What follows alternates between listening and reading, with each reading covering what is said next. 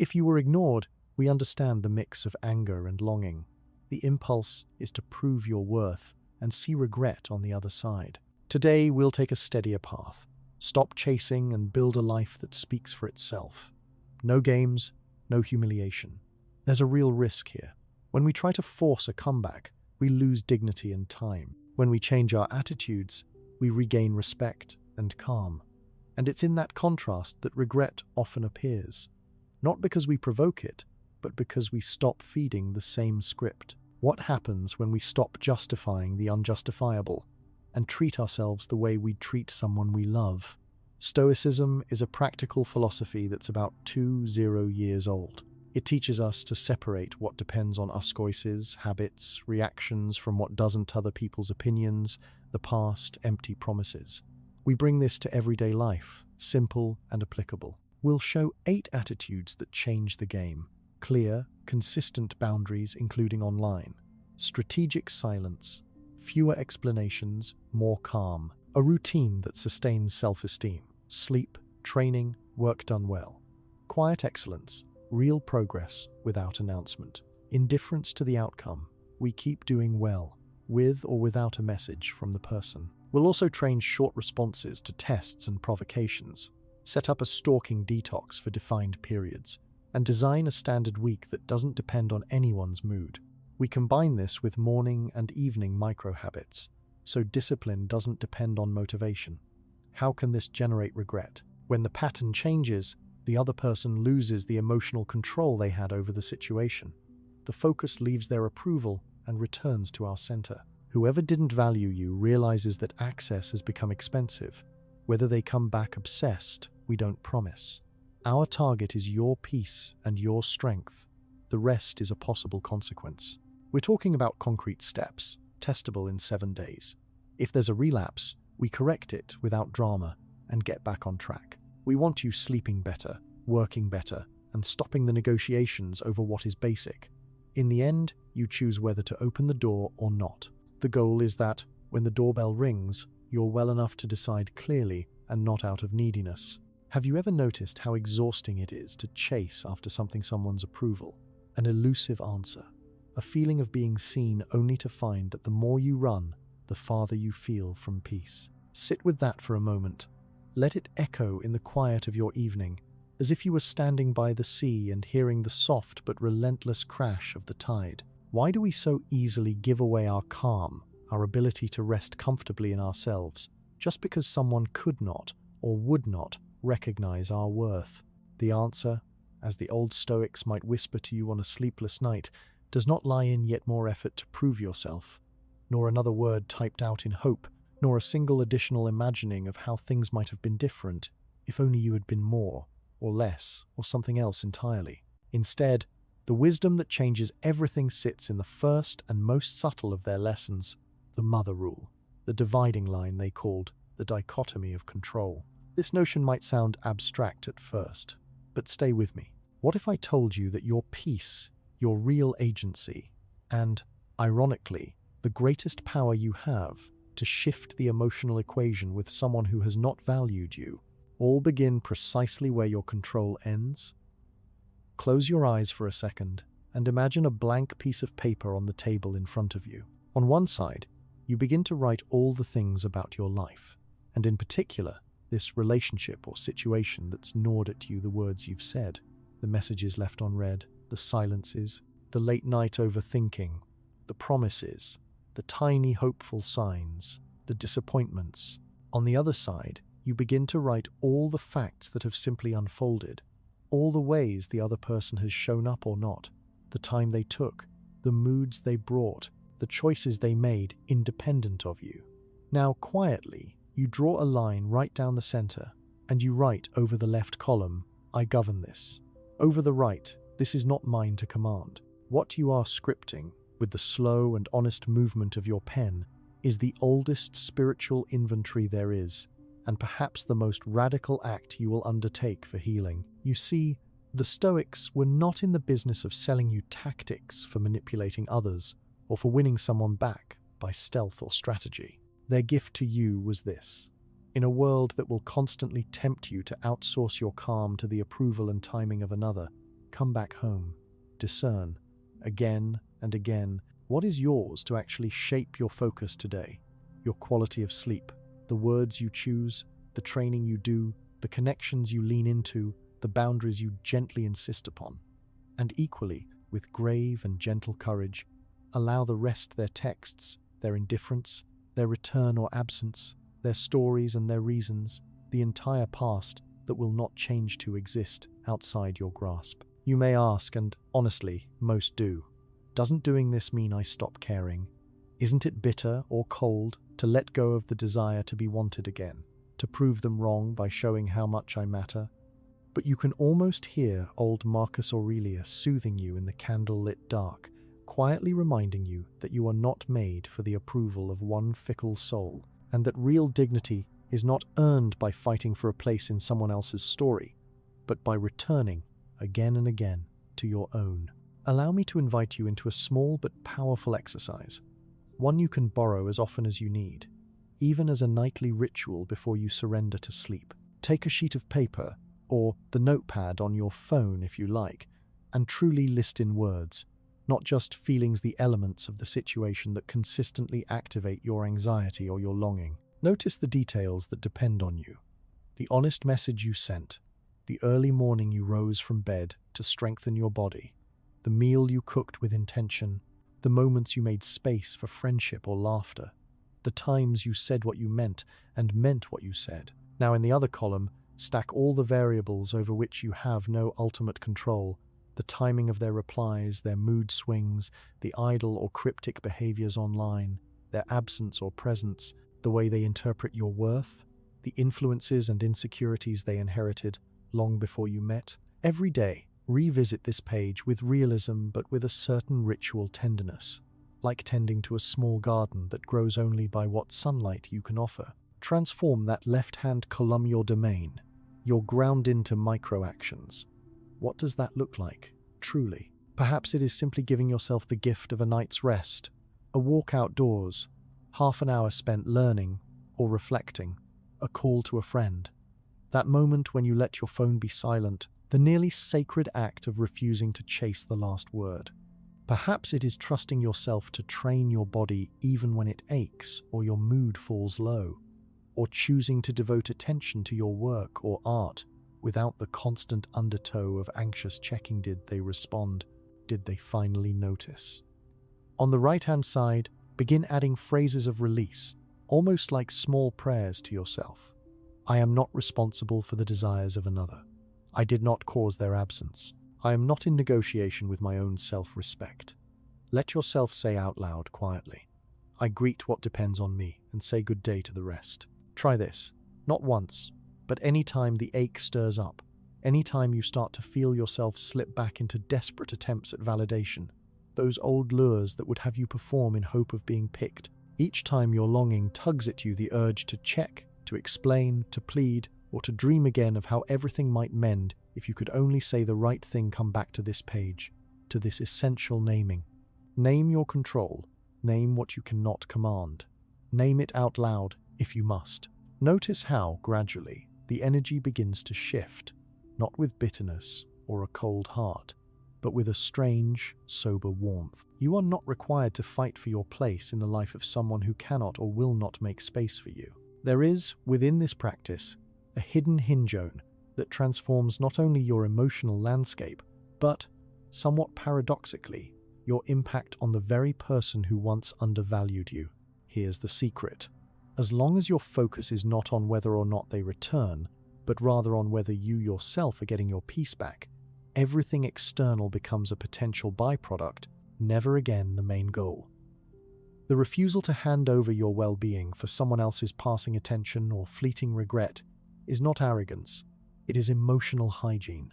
There is a difference between indifference and radical self-custody. This is not about icing someone out or weaponizing absence, but about removing your hand from the fire before the burning becomes your new normal. You might be thinking, that all sounds noble, but what about the urge to act, to do something, to tip the scales, to wrest back what was lost?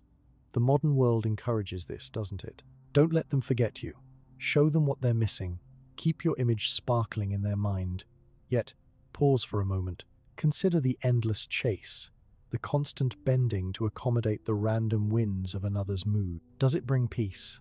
Or does it perpetuate a cycle where your own balance is always just out of reach, dependent on whims that are never yours? What the Stoics offer, what I crave for you to experience in the marrow of your dasis, the cultivation of an internal dwelling that stands, regardless of whether the person in question ever wakes with a pang of loss or regret for letting you go. The sweetest irony, of course, is that people instinctively notice when your self-worth has ceased to be negotiable on their terms, when you stop chasing, explaining, overextending, or monitoring. When you turn inward to nurture your own garden, the air shifts. Sometimes, often in the absence of your validation-seeking presence, the other awakens to a changed reality. They sense, often before they can articulate it, that the axis around which their old games spun is no longer within reach.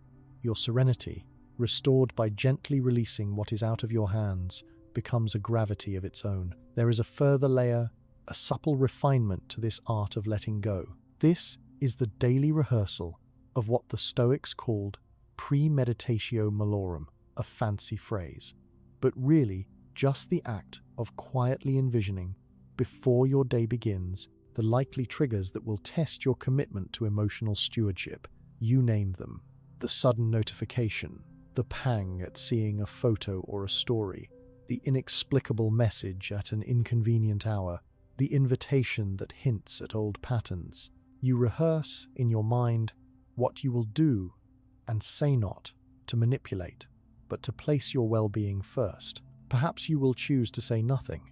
Perhaps you will allow yourself solace in distraction or routine. Perhaps you will let the wind carry away any hope or resentment clinging to your chest. And when, as happens to all of us, you stumble, perhaps you reach out.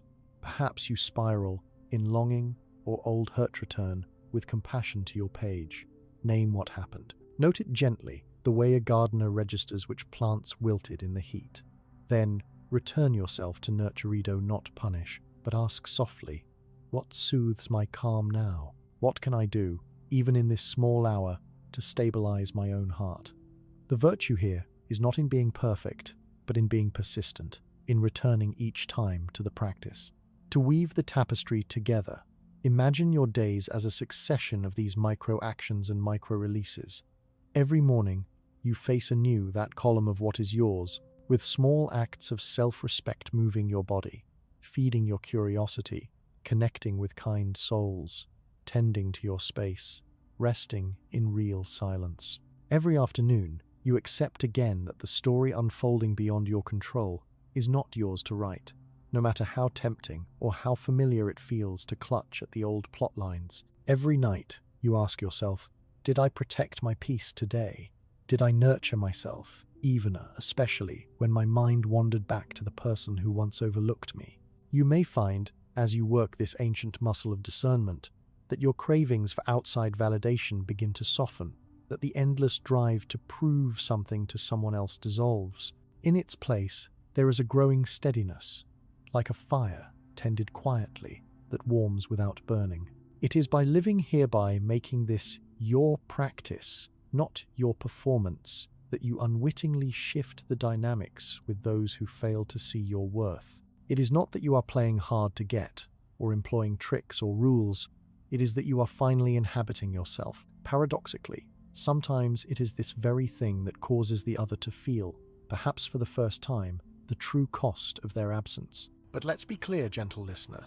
The true aim is not to lure someone back through stealth or stoic ice. It is to return again and again to your own center, to build a life rich enough that another person's regret or renewed interest is not the linchpin on which your serenity rests. When, and if, someone who has once disregarded you comes back, it should be met not with performance, but with the natural gravity and grace of a person who knows where their power lives. These are not easy steps, especially not at first.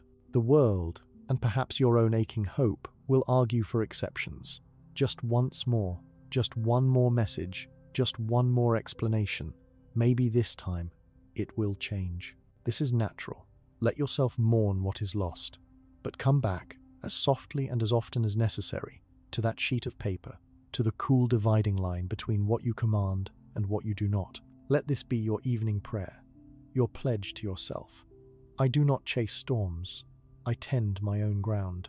And so, as the quiet settles over you, know that every time you practice this dichotomy of control not as theory, but as gentle daily inventory, as micro-acts and micro-releases you are breaking, grain by grain, the old cycle of validation seeking. Over time, you'll notice you spend less energy tracking someone else's weather and more energy tending your own climate. Whatever comes from that, whether regret, return, or simply the quiet flourishing of your own life, is no longer your task to force. It's just the natural consequence of returning home to yourself. Let this be your resting place tonight, and perhaps, if you wish, breathe it out into the quiet air once more. The goal is not to make someone come back obsessed. The true miracle is your own return, your own steadiness, the feeling, as you slip into sleep, of being enough, simply because you decided, at last, to put your hands to work where they matter most. What does that mean for you? Tell me in the comments. Is it a lingering message, unsent, a new ritual for your mornings, a boundary carved out in the soft sand of your week? How are you redrawing the map of your own control? And as you drift off tonight, remember, somewhere, on some deep level, the act of returning to yourself is the one thing that truly changes the dance. As you let the night embrace you, cradled loosely by the thought that your truest aim is not to reclaim someone else's obsession, but instead to make the steady journey back to yourself, notice how even your breath has grown a measure gentler, perhaps a touch slower. It's as if your nervous system, so often held hostage to someone else's timing, or opinions, begins to unclench, poised for a deeper rest. Yet perhaps, somewhere inside, a practical question now stirs, soft but persistent. If your calm depends on that mother rule of control, what does it ask of you next, in action and attitude, when the world itself feels so hungry for responsiveness, availability, and endless proof of devotion? You see, knowing where your boundaries of control lay is not merely an intellectual exercise, it's the beginning. The next quiet revolution arises with the actual tending of boundaries, those invisible but mighty lines, not just scribbled in your mind or written on some page, but actively honored and embodied, especially in a world that spins ever faster, ever more digital, and far too in love with the instant and the mutable. Boundaries, if you let them, become the gentle fences that keep your garden safe from trampling. They are the language by which self-respect is communicated silently and consistently in every landscape you inhabit, at home, at work, but most crucially, in your digital existence, where so much of the pain now erupts. Pause for a moment and ask, when was the last time you truly clarified, both to yourself and to others, what was and was not acceptable in your life? Not just in broad strokes, but in the minutiae. The late-night messages, the days of silence after a period of intensity, the public flirtations or ambiguous digital gestures, those subtle provocations that feel at once both targeted and deniable. If your last boundary was little more than a fleeting internal wish, or perhaps a half-hearted hope that they should just know, you are in vast and very good company. Many of us wake only after crossing and recrossing the same invisible lines, learning the cost only by fatigue or heartbreak. To move from understanding your ground of control to actively protecting it is an act both gentle and ferocious. Gentle, in that the goal is not to punish or even teach a lesson to the ones who undervalued you, but to cherish your own reserves of energy, patience, and goodwill. Fierce, because the world will almost always test the seriousness of your intention with small temptations and larger storms alike. This means, in practical and lived experience, that you render explicit what you will not negotiate, and equally, what you yourself bring as an offer to the tableau, sort of soul contract, not written to be waved about, but to be returned to when the storms threaten or the edges blur. Let's ground this in your body, your day, your real world. Imagine tonight, as you listen beneath the hush of looming sleep, drawing an inner line with kindness. You will no longer tolerate those whom you must perpetually chase, nor will you give endless chances to those who deal only in breadcrumbs. nor will you permit public provocations smiled away as just jokes. Nor will you tie your dignity to how quickly someone returns your words. You'll offer what you bringest: directness, kindness, an absence of games, a readiness to speak plainly when something hurts or confuses you. That, too, is a boundary. The promise that you will not become less clear, less honest, less full-hearted, simply because the world prefers ambiguity. Yet it is in the digital world that these lines are most often tested, the realm where liminality thrums and ambiguity rules. In the glow of that small screen late at night, early at dawn, in brief windows between tasks, so much of your vulnerability and hope gets acted out. Messages left unread for days, stories posted with calculated undertones, a like or a comment dropped just when you thought you were ready to move on, invitations sent at the last moment, all well past the time when only loneliness is awake.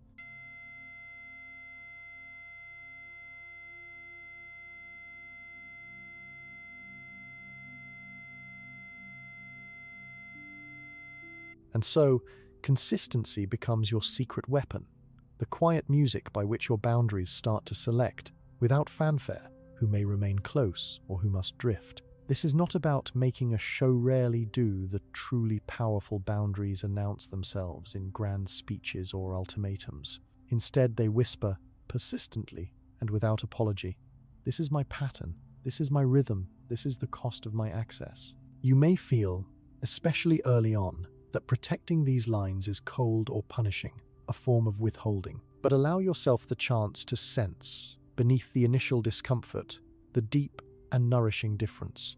The aim is not exclusion, but clarity, not retaliation, but renewal. It is the difference between letting your house stand open to every whim or stranger and inviting those in who will care for your space, with respect and reciprocation. What might this sound like, lived out in words and actions, should you ever have to give it voice? Perhaps a message, brief and free of drama, in response to inconsistency.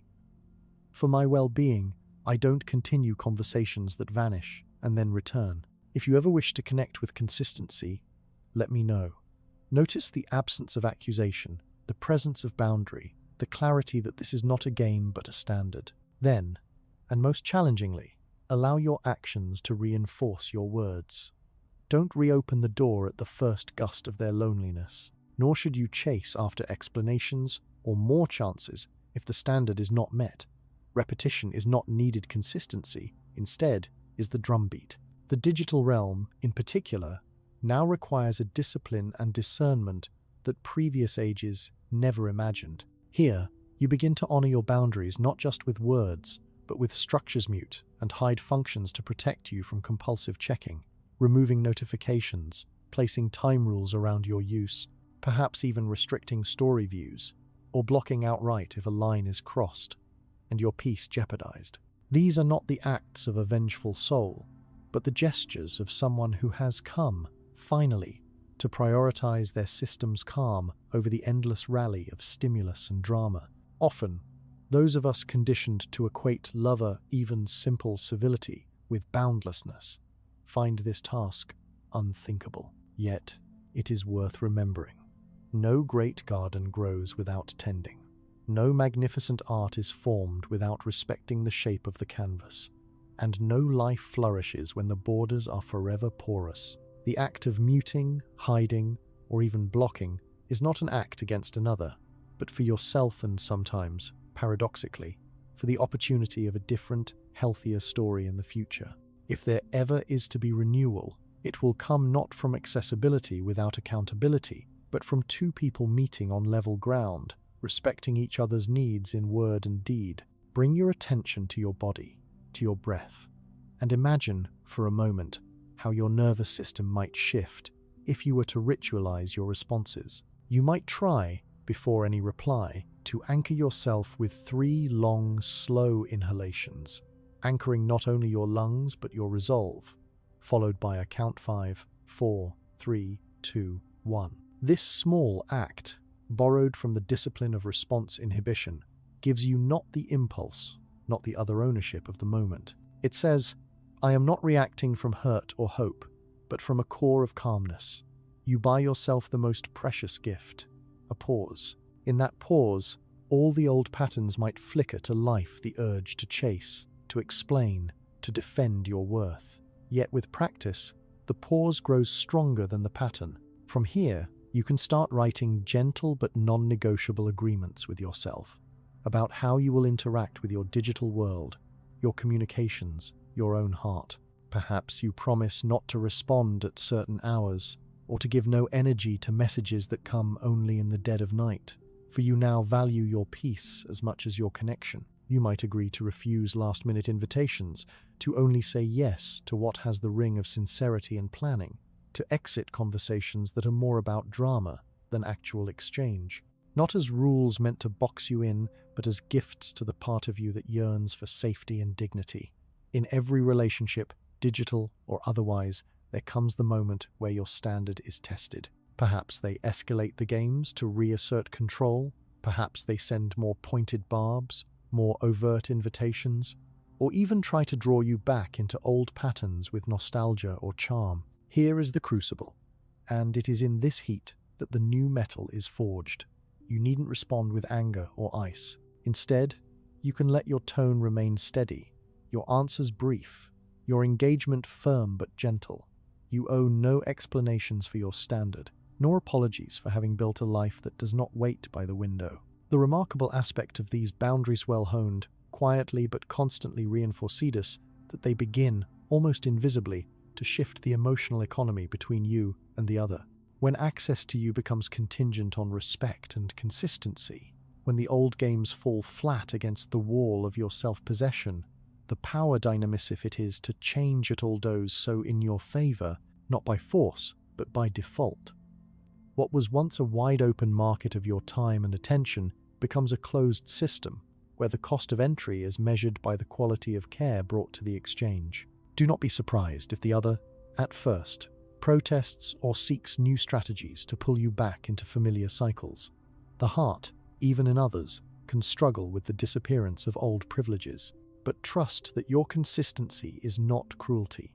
It is the only language many will truly hear, once performance and pleading have ceased to work. In this new space, access itself becomes the teacher, revealing to them if they are capable of seeing the new currency of your presence. And what of those moments when you falter, when emotion surges and you long to drop the boundary, just this once? Approach yourself with the grace owed to any living being learning new ways. Instead of punishing yourself for these lapses, return quietly to your agreements, to your daily rituals, to your breath. Refresh your boundaries not as fortresses carved in bitterness, but as gardens replanted after each storm. On some evenings, you may feel the world closing in notifications, blinking temptations across the dark, your own mind spinning scenarios both delicious and painful. Here, the practice can take yet deeper roots. Step outside, if you can, into the hush of a late hour. Feel the returning steadiness that comes when you extend your own boundaries, not as walls against others, but as invitations for only those who come with reciprocal care. Each time you honor your line 7, and especially when no one is watching you, are reteaching yourself what you are worth. And over time, the world will learn to echo that valuation, or else it will lose the right to shape your days. I wish you could see the changes from where you are right now, not only in how others begin to interact with you, but in the integrity that starts to coalesce bolt by bolt within your own self-image. For there is a silent pride, quiet as moonlight on water, that comes from not negotiating your boundaries each time desire calls. If you find, over weeks and months, that fewer people but better ones remain in your close circles, trust that this too is the work. Let the access to you become precious, not in the sense of being above or cold, but in finally living by a pattern that protects both your peace and your possibility for future happiness. Throughout your journey, digital and analog alike, there will of course be moments when reinforcing your boundaries feels like a lonely, especially if love, hope, or longing still glimmers in your heart.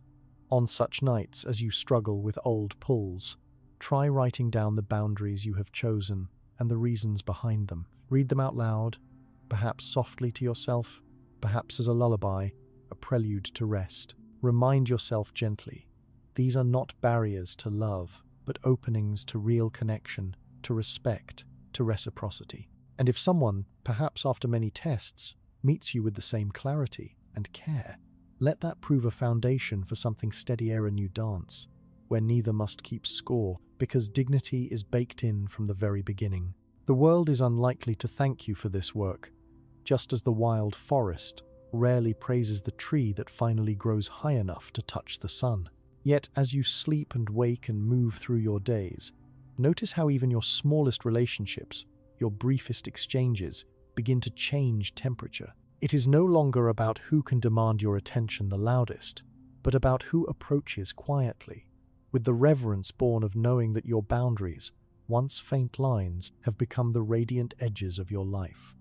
As the hours stretch and the city's lights join you in gentle silence, recall that every step in honoring your boundaries is an act of courage disguised as ordinary routine. The notifications you mute, the digital traces you make invisible, the words you withhold when a reply would cost your peace each, is a pebble in the foundation of a self whose value no longer fluctuates with another's whims. In the sacred unfolding of these nights, when all you wish is to rest and to believe that healing is indeed possible, trust that each line you draw, each agreement you enforce, is a gift not just to the present, but to the future versions of yourself, stronger, steadier, neither desperate nor defended, simply and fully enough. If you lie awake, let your mind wander over where these boundaries have already carried you. The inner places reclaimed, the dignity restored, the fatigue replaced little by little with a renewable calm. It is said among the Stoics that it is not only what you add to your life, but what you refuse, what you gently say no more to, that forges contentment. In the end, you will know who is meant to share your garden of peace, not by the noise they make at the gate, but by the care they take when once inside. And so, as sleep finds you, or as the first light begins to touch your window, may you feel the deep, abiding pride of one who dared not only to know their worth, but to live it out, line by loving line. Leave your reflections below. If you wish, what is a boundary you found most difficult, or most liberating, to uphold? You may find that in your sharing, you gently help another find the courage to draw their own. And now, as the gentle hush of reflection settles in after the labor of drawing those patient boundary sedges grown out of self-respect and enforced with a dignified steady, perhaps you feel a new kind of quiet beginning to bloom. Within, a spaciousness where former noise used to reside.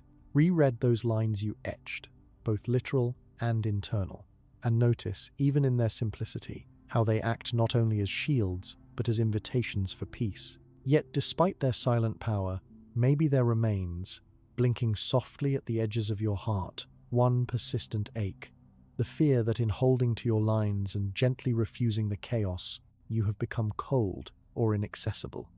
That solitude threatens to overtake you, or that what you are truly after, connection, recognition, the return of someone once dear, may now be forever out of reach because you have chosen yourself. This anxiety is all too human, and tonight it deserves a warm place to sit beside you rather than against you. The truth is, after setting boundaries, after choosing dignity over reactivity, a strange void can follow one where your old habits of over-explaining, defending, or chasing yearn to fill the silence. The mind circles back on itself, asking, should I have said more? Should I have explained my absence, justified my feelings, sent one more olive branch, or responded with 1,000 carefully chosen words so they wouldn't mistake my silence for indifference? But here, allow yourself the blessing of another gentle Stoic wisdom, the art and power found in strategic silence. There is something profoundly restorative and oddly captivating in the silence that speaks on your behalf. Silence not empty, but full of choice, not a vacuum, but a garden in which your nervous system finally learns to breathe again. Imagine, if you will, the practice of refusing to explain yourself into exhaustion, of allowing short, calm clarities instead of elaborate essays, of letting the unanswered message remain exactly that, and recognizing in every such moment that your worth, your reasonableness, your humanity do not depend on continuous editorial notes or justifications. Let this be the new music your soul hears as you move through relationships and through life, a melody composed not of apology, but of stillness. Can you recall, gently, a time when you felt compelled to type paragraph after paragraph in response to someone whose respect for your presence was casual at best, or a moment in which you found yourself planning an entire speech late at night, hoping if only you could say it all perfectly? Finally, the other would awaken to your value, to your truth, to your side of the story? Perhaps you even sent it, only to find your voice echo back to you in silence, or to receive a vague reply that settled none of your unease. The urge to over-explain is rooted in an ancient longing for belonging, but also in the more contemporary fear of being misunderstood, of being left out of the narrative entirely. There is a deeper, truer alternative within your grasp, the gift of holding your tongue, of using language with purposeful brevity, and sometimes of letting no sound but your breathing fill the room. Silence, you see, is neither absence nor attack. It is a signal, both to yourself and to the world, that you are no longer negotiating your value on terms set by someone else's attention span, volatility, or emotional generosity. It signals a sacred withdrawal from the performance of convincing or converting, and in so doing, claims a field of calm that is yours alone to cultivate. Breathe with me, perhaps. If you listen closely, you can sense your own heart learning this new rhythm. You don't have to give a long explanation for every boundary you set. You do not have to justify your emotional needs, nor draft treatises on why inconsistency unsettles your soul. Sometimes a simple, gentle statement suffices, or even just an adjustment in your presence. A message delayed not from passive aggression, but from an authentic, healthy prioritization of when and how you choose to engage. And sometimes, perhaps most bravely of all, you offer no reply at all, especially when prompted by provocations, by indirect barbs, or by the old games that used to send your heart leaping or doubting. The most healing gift you can grant yourself is not another round of energetic explanation, but a calm, deliberate stillness. Picture a conversation circling into nothingness, where you've watched your words dissolve into misunderstanding, where every attempt at closure only generates more intrigue, more confusion, more pain.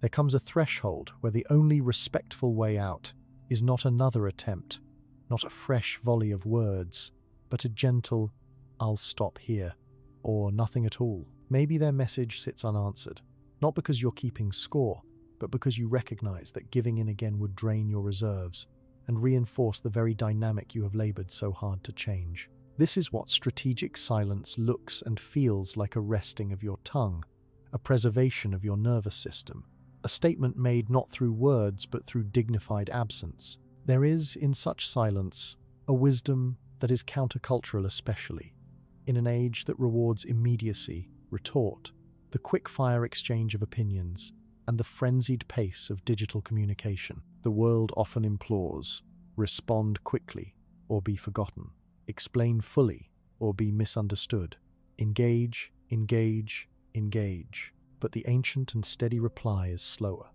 Let engagement serve your peace, not sabotage it. Let silence speak where nothing healthy can be gained from noise. Every time you choose this path of less explanation, more calm, of short, clear messages, followed by a returned focus to your own life, of delayed responses sent at hours and in tones that honor your well-being rather than your insecurity, are reclaiming ground that validation once stole. Make it tangible, if you must. Decide you will not send important replies in the middle of the night when your heart is raw and your clarity faint. Let your no be simply and calmly delivered, your yes a conscious assent, never a capitulation. Consider too how this discipline in communication helps cool the cycles of unnecessary drama and self-doubt. Perhaps you read a cryptic story online and recognize it as bait for attention. Instead of taking it, let your silence be your philosophy in action. You don't respond to indirect pokes, memes meant to sting, or digital invitations to replay an argument already exhausted. Instead, By refusing to keep the dynamic alive, you dismantle it without saying a single harsh word. The other may notice, at first with confusion, perhaps later with discomfort or regret, that the energy they once drew from your need to clarify has vanished. You have stopped feeding the loop with your explanations and pleas. The play cannot go on when the stage is empty. Your silence communicates more than your words ever could. It is important to remember that this silence is not absence of care. Sometimes it is the highest form of self-compassion and, paradoxically, respect for the other person's process. It is a pause that allows both of you to notice what remains when the noise falls away, without resistance, without rallying a defense, without seeking to win every exchange. You permit the possibility that space itself will deliver new insight. Often, in this stillness, the other wakes to the reality of your absence, feels the vacancy you've left, wonders after the source of the new calm. Sometimes, regret wells up in them, not spurred by your chase, but brought forth by your healthy non-participation. Let yourself soak in the truth of this. When you step back from the role of endless explainer, when silence becomes your communication in the face of provocation, you are not closing doors but opening new windows for growth. The pressure dissolves, the story shifts. Their need for your reaction, your validation, your admissions and debates finds no purchase and in that space. A different sort of reckoning emerges, both for them and, more significantly, for you. This is not about bolting doors or punishing with coldness. It's about protecting your system from unnecessary storms, about reserving your emotional currency for where it is respected. Perhaps now you sense a rising question. Will this make me seem aloof, disinterested, or too unforgiving? The world may at times misread the choice to be silent as scorn. That is an unavoidable cost in a culture that demands noise. But there is a profound distinction between withdrawing from drama and withdrawing affection, between refusing to engage with games and refusing to care. If a relationship holds any substance or hope of renewal, it must survive, must be nourished by space and silence as surely as by sharing and speech. Begin tonight, if you wish, with a small experiment. If a message or an invitation draws you back into a cycle that once drained your peace, pause, place your phone aside or your hands in your lap, breathe deeply, and count to whatever number grants you distance from immediate reaction. In that pause, ask yourself, does this call to engagement serve my well-being, or does it tempt an old addiction to proving my worth? If the answer is the latter, grant yourself the kindness of silence. Trust that the truth emerges in what you do not say, as much as in anything you could explain. Sometimes, you will find that even the simplest reply is adequate. I appreciate your message, but I will step back from this conversation now. Rest in the knowledge that brevity does not owe an apology. Sometimes, you don't reply at all.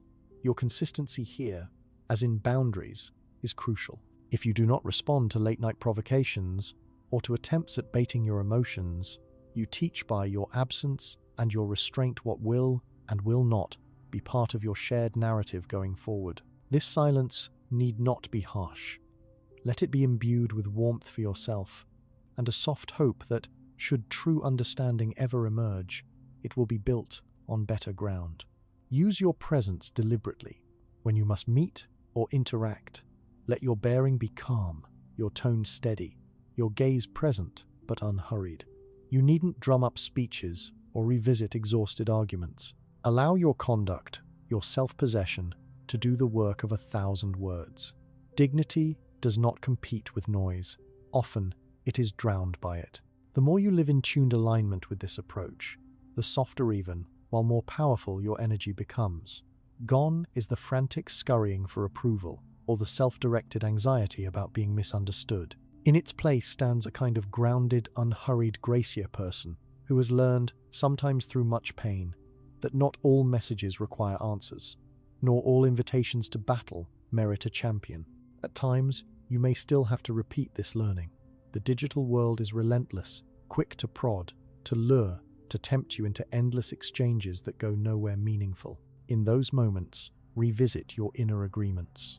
Today, I give explanations only where needed, not where my peace is at risk. I allow myself the silence that heals. Block or mute notifications as necessary. Take breaks from your devices if the pull is too strong. You do not owe the world your constant commentary, nor do you owe every person access to your most vulnerable self. Reflect, in the quiet nearing sleep, on just how much energy once fed the cycle of over-explanation, how many hours or days you lost to anxiously composing messages that never truly changed the outcome. Imagine the reclaiming, not only of time, but of self-trust, joy, and genuine rest that arises when you let stillness be your answer. The mind begins to settle, your bloodstream grows less frenetic, your soul regains the spaciousness to dream or simply to rest without choreography. The practice of strategic silence, like all authentic growth, becomes easier with time. Each day you reinforce the act, you plant the seeds for a calmer field. Others perhaps, especially those who once thrived on your burning, need to explain will sense it. Some may meet your silence with new attempts to provoke or re-engage your old pattern. This, too, is a gentle but insistent reminder that your commitment is to your health, serenity, and not to the cycles you have finally begun to outgrow. In your next days, if you wish, jot a note to yourself in the morning. Today, my peace matters more than my being understood. When the old urge flares, speak the mantra quietly. Feel your heart slow, and, as your presence in the world grows quieter but more substantial, invite others here to share. When have you found silence to be your best ally? What changed for you when you ceased to explain and simply allowed space to speak? Let the night close gently around you as you remember. The stillness you cultivate the pause where old wounds would once have called for words holds within it, not only relief from harm, but the root of new trust in yourself. In this sanctified silence, all that is not worthy simply falls away, and, in time, what remains is your own radiant calm. Perhaps you feel, even now, the balm of silence settling upon your mind, a rare hush that does not demand you chase after every uncertain echo, or extend yourself in endless explanation, or drown uncertainty in torrents of words meant to convince or soothe someone who cannot or will not reach for understanding. As this stillness seeds itself, you might notice a subtle but profound change in the way you greet your own thoughts and the swirling uncertainties that arise as the night deepens. The urge to react, to clarify, to defend these impulses, so well practiced, give way to something steadier, somehow quieter, and more powerful, as if you are starting to stand at the edge of a vast and placid lake, untroubled by every ripple or thrown stone. Rest here for a moment, and sense what grows in the open field left behind when the old habits dissolve. Often, what emerges is not merely peace, but a new kind of longinga residue of desire and hope, a wish that something or someone might still turn, that an outcome you cherished might finally unfold in your favor, that perhaps if only you could find the right balance of care and restraint, things might yet be repaired. This hope is tender, sometimes aching, sometimes bright, and woven through with 1,000 what-ifs. But with this hope frequently comes a secret fear, that unless you continue to wish, to act, to press the moment toward a specific ending, all that matters to you may slip irretrievably beyond your grasp. Let yourself exhale now, and consider what the ancient Stoics offered you. Hear not a command to suppress hope, nor a cold instruction to stifle longing with brittle pride, but rather a paradox, as gentle as it is liberating. They named it indifference to the result, the art of desiring without clinging, of investing your energy and presence in what you value, yet releasing the outcome from your grasp. Imagine for a moment what that might feel like, to want without needing, to engage in honest connection, or even the possibility of reconciliation, without making your self-worth or tranquility hostage to what another decides. This is not, as the modern mind sometimes misreads it, a surrender to apathy or a rejection of feeling. On the contrary, the Stoics invite you to wish, to act, to dreamize, even to hope for recovery in a relationship, or to leave open the possibility that someone might see your value and yet to do all this from a foundation so steady, so rooted in what you do command, that disappointment no longer robs you of your depth, or dignity. Let yourself reflect, as you lie beneath the gentle weight of your blanket, on the difference between wanting and needing. Wanting comes easily, for connection to heal, for words of regret or insight to come, for the return of a presence or the repair of the past. All of these are natural human wishes. But when wanting becomes needing, when your peace, your sense of self, your ability to rest and move through the day depends on their return, on their message, on the shape of an uncontrollable future, you hand over all your serenity to someone or something outside yourself. So much anxiety, after all, is nothing but the tension between a deep wanting and a fearful, brittle needing. If you would gently shift this current, begin by asking yourself a question that is both brutal and freeing. Can I wish for something, even passionately, and still be well if it never arrives? Can I honor my honest desires for love, understanding, or reconciliation, and yet let go of the desperation that makes my mood, my value, my day-to-day wholeness dependent on what another ultimately chooses? To answer yes is to step back into authorship over your own days, to recognize that your dignity is never at the mercy of uncontrollable winds, even when your heart aches for a particular weather. To make this more than theory, you might start your next morning with a quiet ritual. Take a small card or slip of paper and divide it, much like you once divided your inventory of control. On one side, write down those actions and focuses that nourish you wholly regardless of outcome, the ways you can invest in yourself, your energy, your clarity. On the other, list the longings you must release their reply, their timing, the content or delay of their emotion, the outcome of the stories you once co-authored. Keep this card close, maybe in your pocket throughout the day. Whenever your mind flutters with anxiety or hope, touch it, read it. Let it be an anchor. In more practical moments, after any interaction with the person whose opinion or affection once ruled your spirit, pause and ask yourself 3 questions. Was I clear? Was I kind? Did I honor the boundaries that preserve my dignity? These questions do not seek to judge the other or to forecast their reaction. They root you, instead, in personal coherence. If you can answer yes to all, then for that day, let that be enough. The dance halts right there. You have done your part. Anything else, any over-analysis of their reply, any desperate sifting through subtext or timing or punctuation, becomes a poison that you can, blessedly, decline. So much energy is lost in the checking. Did they read it? Have they posted something? Did they like or watch or mention me by accident or intention? Each glance is an act of tiny self-abandonment, a subtle vote to make your worth contingent on another's behavior, which is so rarely within your control. The Stoic alternative is not to close your eyes to the world, but to return your gaze, repeatedly, to what grows inside your walls. Turn your attention to the hours of sleep you grant yourself, the blocks of work or rest you complete, the acts of kindness or creativity or progress that are wholly and utterly up to you. It is useful to remember, too, that the other person's attention or return, should it ever come, carries less value if you have sacrificed your center in the waiting. It is only by rooting yourself in daily acts of autonomy, rest, focus, movement, learning that you create a life whose balance does not tremble whenever their energy blows in or out. So paradoxically, it is when you release the outcome, when you no longer barter your soul for the comfort of their return, that your gravity grows. You become less a planet orbiting some unpredictable sun, and more a sun in your own right, steady, hard to ignore, but no longer dependent. Let your mantra, whenever longing surfaces, be simple and soft, but unyielding. I choose, but I do not beg.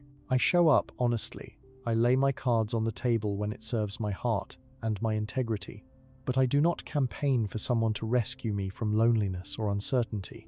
Over time, you may find it staggering just how much energy returns to you once you stop funneling your daily strength into reading the tea leaves of another's mood, behavior, or attention. To affirm and reinforce this way of being, you may find comfort in choosing measurable ritual small, concrete acts you can complete every day, whose outcome is always in your hands, whose satisfaction does not waver with someone else's timing. Perhaps it is the steady accrual of hours spent in sleep, the slow but certain improvement of your fitness, or the satisfaction in a task finished or a new skill learned. Let these become your new metrics of worth, and watch as your nervous system, so long attuned to the high and low drama of someone else's regard, begins to settle. What once triggered swirling doubt now becomes manageable, even gentle. With practice, and it does require practice, for the mind loves to clutch at hope, to catastrophize deep, and realistic tranquility will begin to root in your life. Not a coldness, not apathy, but the calm of a person whose dignity is unpurchased. In your relationships, you may notice that those who once used presence and absence as tools to keep you grasping those who calibrated your mood by their availability find that their grip has loosened. You no longer participate in the silent auction of your time and affection.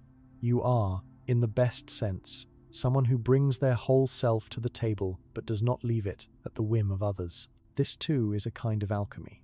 Often, the minute you are no longer gripped by the need for someone to rescue you, to feed your longing, or heal your past, the power dynamic shifts. Sometimes, those who once dismissed or overlooked you later perceive that your axis has quietly changed, that you are no longer a commodity for their sporadic interest, but a force in your own sphere.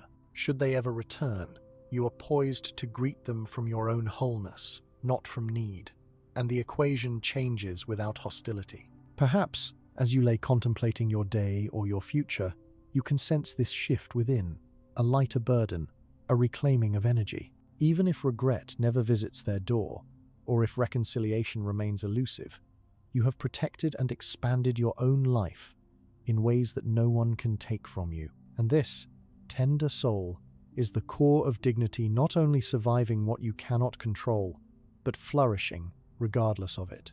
Let yourself notice, too, the gift of presence that this calm indifference brings, when your happiness no longer relies on a particular outcome when you desire, but do not require. Become more available to the richness of each day, to laughter, to friendships, to projects, to contentment unscripted by any storyline of loss or victory. Absorbed in the present, you become far less likely to spend your nights interrogating the past or bargaining with the future. As you attend to today's work, today's joy, today's peace, you slowly bring an end to the tyranny of the what if, and with it, invite a deep and generous rest. Whenever you feel your focus returns to the person who once wounded, or the scenario whose ending feels unfinished, you might gently remind yourself that your longing is not your compass. Your actions can be your own, and your dignity is the only standard you need defend. If reaching out aligns with your highest self and deepest peace, let it be done simply, honestly, and once. If silence is your truest route to peace, let it be unshakable, and do not trouble yourself with how it is interpreted. In every case, favor your own health, your own clear sleep, your own gentle rhythms. Notice as well, in time, how your relationships begin to weed themselves. Those who once depended on your high need for reassurance, on your emotional volatility, or on your willingness to chase, may now drift to the periphery. In their place come people who honor clear presence, who do not require you to beg or shrink to remain in their proximity. Your axis, once spun by mystery and lack, is now steadied by clarity and sufficiency. And so, as you rest tonight, let your mind drift not to the person who will or will not return, but to the life you are crafting. Each moment you orient back to calm desire rather than hollow necessity. May you measure your progress not by the crumbs of attention that fall your way, but by the fields of contentment you now plant in sleep, in work, in walks under the evening sky, in laughter exchanged with those who cherish you not for lack, but for presence. If you are moved, share a piece of your journey in the quiet space below. Has there been a time when letting go of need, when surrendering the result, allowed you unexpectedly to recover yourself? How did your longing change? What did you regain that you thought was forever lost? Perhaps your story will give courage to someone else. And in this small constellation of honest voices, each of us will find it a shade easier to rest secure in the dignity of choosing, but never begging, for the love and connection we the most desire. And now, gently, let sleep find you. Watch. As you rise tomorrow, how many quiet victories unfold when your greatest allegiance is not to a specific outcome, but to the peace and quiet richness of your own becoming. And so your mind, having been gently led to this clearing in the woods of your longing, now finds itself breathing a rare air, no longer heavy with the smoke of someone else's attention, nor intoxicated by the hope for a particular answer or outcome. You may have already noticed, perhaps in subtle Wei-san ease in your shoulders, the disappearance of that tight coil in your stomach, the very way you greet the morning light that day by day. You are recovering a sense of home within yourself, an allegiance no longer promised to the tides of someone else's presence or absence, but instead, quietly, resolutely, sworn back to your own center. What happens then? When this soil is ready for something new to grow, when the dance of holding desire lightly and attending to boundaries has cleared enough weeds that you can finally ask, if I no longer run myself ragged for validation, what then do I nourish in its place? This is a question both daunting and magnificent, for all the emotion that was once spent on checking, waiting, scanning, performing, is now unmoored, returning to you. Yet having spent so long leaning outward, you might discover that turning all that energy toward yourself carries its own trembling uncertainty. How do I construct, quietly but relentlessly, a higher standard for living, not for display or retaliation, but for my private flourishing? What does it mean, in Stoic terms, to pursue a discrete excellencia, kind of inner progression visible, perhaps, only to you and the handful of souls with whom you share your truest self? Let's invite this idea in, as you settle into this memento notion as soft as the hum of evening insects outside your window. You are not building monuments for the world to admire from afar, nor scripting a public narrative to dazzle those who may have missed your value before. Instead, you adopt the tempo of the steady craftsperson, laboring quietly at tasks that need no applause to be worthwhile. The heart of this philosophy is a turning from performance to substance, from advertisement to genuine effort, from the dramatics of "look at me now" to the tranquil silence of "I am building, and that is enough." What does this even mean in the practice of your day-to-day existence? It means orienting your mornings, afternoons, and evenings around small but meaningful objectives, tied not to the gaze or approval of the person who once overlooked you, but tethered instead to the quiet march of your own life's improvement. There is a difference, and you feel it deep beneath your ribs, between documenting your every move for digital consumption and letting your success accumulate like gold dust, only visible up close, and only to those allowed to witness your inner sanctum. Imagine a world in which social currency no longer centers around likes, mentions, or the spectacle of healing. In this world, your world, reclaimed, you approach each morning not with a list of ways to project achievement, but with 2 or perhaps 3 domains where progress matters for its own sake. Select, if you will, a pair of pillars for your next month, perhaps attention to your body, a project at work, the cultivation of an emotional skill, the learning of a language, or a creative pursuit, long postponed by your former obsessions.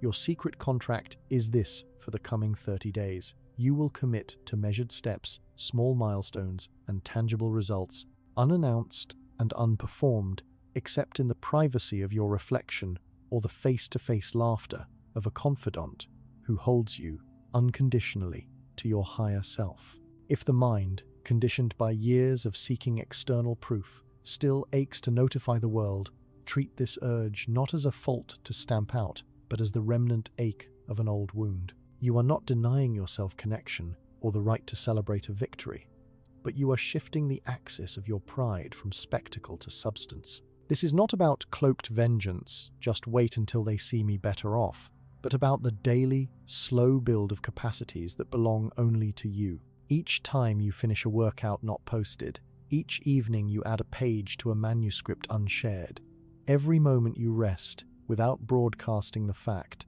you are investing in a wellspring whose water cannot be tainted by passing attention.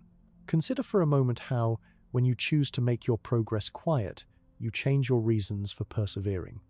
Instead of racing for quick, visible results designed to provoke reactions from those whose absence once pained you, you begin to look for consistency, for that state where action follows intention without drama. You may adopt, if it helps you concretize the days. The idea of a weekly scoreboard, not an endless tally, just 3 or 4 check marks that say, "Today I honored my promise to myself." And when you review a month's worth of these entries, there is no fanfare, just the steady realization that you have become trustworthy in your own eyes. There are few transformations more healing than to know, finally, that your word to yourself is kept. This excellence is, by its nature, discrete. You do your work in the unseen hours, focus your energy on a limited number of meaningful areas, and reserve sharing for moments when transparency is a gift rather than a gambit for attention. The ancient Stoics spoke of this as living in accordance with nature, not that you must move in secret, but your labor and your rest are meant to match your own deepest patterns and not the shifting tides of public opinion or private rivalry. Sometimes, expand your imagination beyond career or physical goals, and allow this principle to guide your emotional landscapes as well. Discrete excellence can be as simple as responding to pettiness with silence rather than escalation. It can mean choosing not to act when your instinct is to prove yourself, or allowing compassion to win over vindication. When the person who undervalued you surfaces again through rumor, through digital footsteps, through chance encounter, what they see, if they are attuned at all, is not a production staged for them, but the effortless discipline of someone whose focus has found new ground. Can you feel the quality of this life, the texture of it under your hands and in your chest? It has a quiet, mineral strength.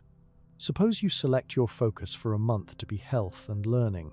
You set, perhaps, the intention to move your body 4 times each week, nothing to do with anyone's approval, just to honor your own capacity. You also set a goal for your work, or perhaps a creative project, not with the end of outshining the ghosts of the past, but to see how you grow more yourself through attention and sustained curiosity. Each passing day, you see your own standards risen not for the world's gaze, but for your own satisfaction. When you do meet with friends or share progress, let it be with the souls who love you from up close, not from a distance, not as spectators, but as fellow travelers. Instead of using progress as armor, see, I'm thriving, can't you see what you lost?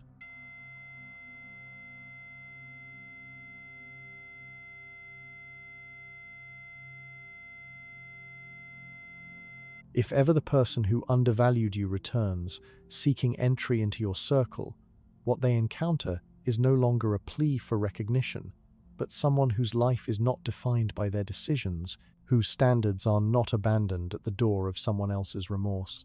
Discrete excellence, then, is the move from the spectacle to the everyday, from the curated image to the lived experience. In this move, you reclaim what so many lose in the drama of seeking vengeance or vindication, the actual joy of becoming undistracted by the games of return. If your improvement is visible to others, let it be incidental, a byproduct of faithful action, not the point of your existence. If your inner life is richer, your mind quieter, your body healthier, count these as private treasures, not as trophies to be paraded in the virtual town square. Remember, too, that the mark of discrete excellence is not relentless hustle or sterile ambition, but the steadiness of ritual and the humility to fail, revise, and continue. You do not need to conquer every domain at once. In fact, whittling your focus to 2 pillars, a body that feels alive, a pursuit that grows your mind, or spiritus enough to fill your months with meaning. Allow some weeks to falter. Perfection is not the standard, only the continuity of return. If you assess your progress weekly and find yourself at 80%, take that as victory. Life, after all, is lived in trends, not moments. Let me speak for a moment to that small, doubting voice that sometimes wonders whether this private progress is noticed, whether it matters if no one is there to applaud. Recall that dignity was never meant to be rented by the hour from passing crowds. The radiance you earn by building, day by day, a life of substance returns to you in ways that no external validation can rival. It accumulates as resilience, as the growing sense that you have planted deep roots that will not sway with another's unpredictable weather. Over time, you will find yourself less thrown by the mood or mischief of those who once rocked your axis. You will be anchored not in someone else's awareness, but in your own unwavering gaze. Sometimes it will be tempting to declare your progress, to answer the curiosity of those who peer in from the distance, those who may have caused harm. If you share, let it be done not from pride or to incite jealousy, but as an act of open-heartedness. This is where I am. This is what I'm learning. This is the effort I sustain. Often, it is enough to let the changed texture of your energy do the speaking. The way you enter a room, the calm with which you handle provocation, the absence of neediness in your face, these cues register in ways more powerful than any announcement. As you drift, now, towards sleep or a soft contemplation, imagine the life you are quietly constructing. Nights where an hour is spent reading, not scrolling. Mornings begun with movement or breath, not with anxious surveillance of social feeds. Days punctuated by work or creation that fill your mind with rhythm and absorption.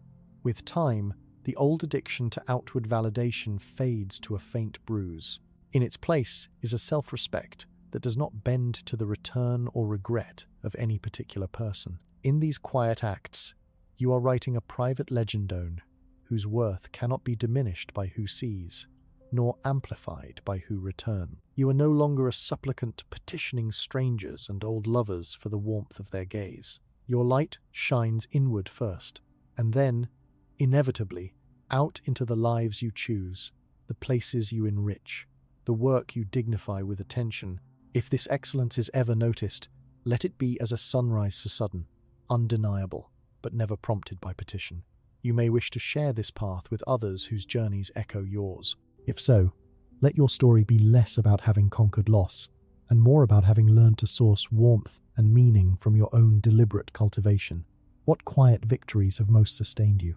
When did the decision to progress, rather than to perform, change the cadence of your days? In the comments section, add a reflection, if you wish. Let it be evidence, to both yourself and others, that greatness shines best when it is not performed, but lived, quietly, one day at a time. Let these thoughts ease you into rest, into a night where no dream is borrowed from someone else's imagination. Let your spirit restore itself on the proof that quiet fortune broadcast, unhurried, unleveraged for any agenda, is the only applause you've ever truly needed. And tomorrow, without anyone watching, begin again. And as the gentle discipline of quiet progress slowly becomes your new resting rhythm, you may find there's an unexpected quiet in your world, a silence, where the pulse of old obsessions used to be. An unclaimed span of hours and attention left behind by the decline of those exhausting rituals of monitoring, explaining, and performing for someone else's gaze. You may even sense that a different, subtler current is waiting for you in that space, one that sometimes arrives not as relief, but as a fresh challenge, disguised in the restless tremor of curiosity, the mind's temptation to look back, to check, to peer across old boundaries for leftover traces of the one who could not or would not hold your value with care. You know this feeling, the tug to investigate, to scroll through their stories, to notice with a small thrill when their profile picture changes, or to connect disparate evidence offered by shared friends, feeds, or spontaneous memories.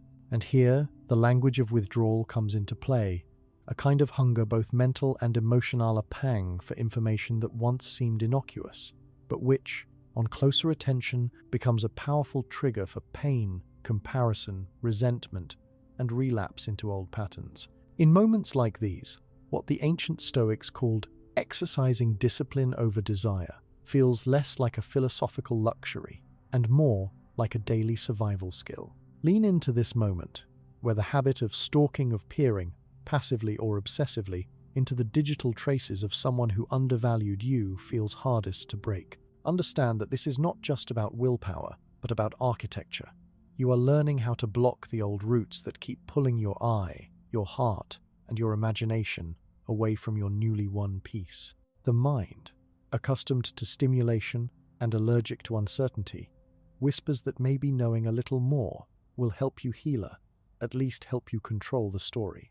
But as you have seen, true healing does not arise from filling your head with updates, but from letting go of what is not yours to shape.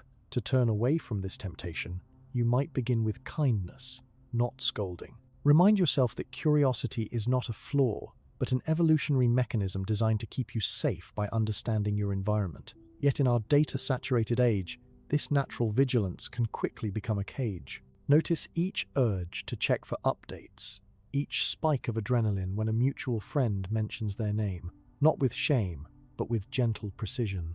In doing so, you bring what was unconscious into the light, and what was automated becomes, if only for a breath, a conscious choice. Now, consider gradually building for yourself a sanctuary, one that makes room for a deliberate and temporary detox from stalking. Picture it much as a gardener decides to let a plot of soil lie fallow, undisturbed, so that new life can eventually emerge. Let yourself choose a defined period at least 7 days.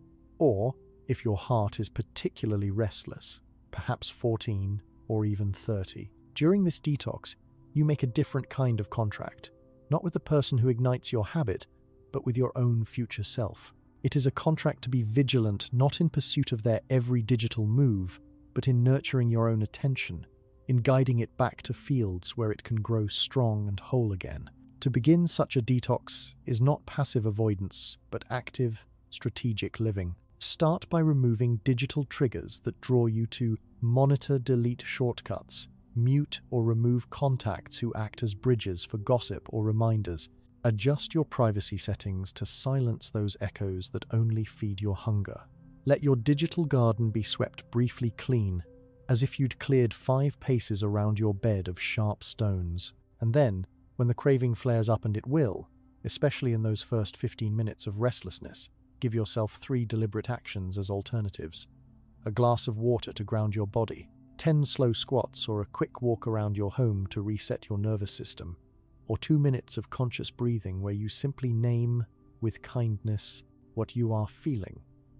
I am anxious because I want to know, but knowing will not change my safety or my worth. You will likely find, as countless have before, that these urges do not disappear at once. They cycle back with fresh stories at the edges of your mind, especially at night or in those dull hours when nothing external holds your attention. Understand that this is natural. Your brain is searching for resolution, for meaning, for the closure that the other never cleanly gave you. With each wave, instead of yielding, gently redirect your focus. Replace the app with a book or music free of lyrics. Enter a few sentences in your journal. Sing quietly. Or turn to a simple and tactile task: folding clothes, watering a plant, kneading dough. Treat each instance not as a battle to be won or lost, but as an opportunity for realignment, a quiet no to the pattern that has cost you so much energy and serenity. If your resolve cracks and you find yourself, despite it all, peering into old profiles or constructing stories from scraps of online life, let guilt pass through you like a cold breeze rather than a storm. A gentle, steady path forward is always more effective than shame and self-punishment. Reach for accountability if it helps let a trusted friend know of your intention to stay clear of these digital patterns, and agree to check in if the lines blur. The act of returning, without drama or self-reproach, is itself a form of defiance against old scripts that said you could never change. At times, if the temptation or anxiety becomes overwhelming, you may choose to block the person entirely, perhaps even temporarily. Remember that this act is not a weapon, but a shield, a tool to protect the fragile ecosystem of your own healing. You are not closing your world in anger, but opening it up to other, more nourishing possibilities. If you wish, write yourself a small note to be read whenever guilt or nostalgia surges. I am allowed to preserve my peace. I do not owe anyone access to my attention, especially if that access only wounds. As you continue this detox, whether for 1 week, 2 or 4, you might be startled by the return of time and psychic energy previously spent in the cyclical loops of digital curiosity. Hours reclaimed become blank pages, waiting for new stories and pleasures. Notice, over time, how your anxiety softens, how the relentless comparison with a curated, artificial reality fades into the background and is replaced gently, practically by the rhythms of a life lived locally rather than virtually. Because without the reflexive checking and the background hum of what are they doing, what are they thinking, you may find the world suddenly larger and your agency stronger. Your focus becomes available for projects and pleasures, not dictated by fear or longing, but chosen by desire and invention. The deep, visceral relief of no longer feeding the stalk becomes palpable in the way your mood evens out, your sleep deepens, and your encounters with others grow more honest, less filtered by an invisible, unspoken comparison. Every detox ends with a reckoning. At the close of your chosen period, pause and assess, not with a stern or suspicious eye, but with the curiosity of a gardener inspecting healthy green shoots after a season of rest. Do you wish to return to your old patterns? Most discover that the pull has faded, that the compulsion is softer, and that more than the absence of pain, a new sense of presence has taken root. You may decide never to resurrect the habiter. If you do so with new boundaries, conscious rather than compulsive.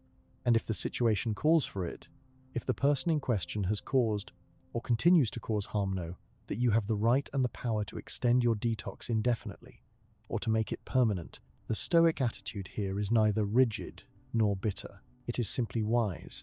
Your attention is limited, your peace precious, your life too brief to spend its best hours surveilling digital landscapes where only harm hides. Should you slip, let your only rule be kindness. Acknowledge, repair your boundaries, and return to yourself without fanfare. Your attention, unhooked from the endless scroll, naturally begins to return to the unfinished work and overlooked beauty of your own days. Cleaning a room, learning a skill, resting beneath sunlight, savoring a meal with full presence, tending to the small needs of your body and your home.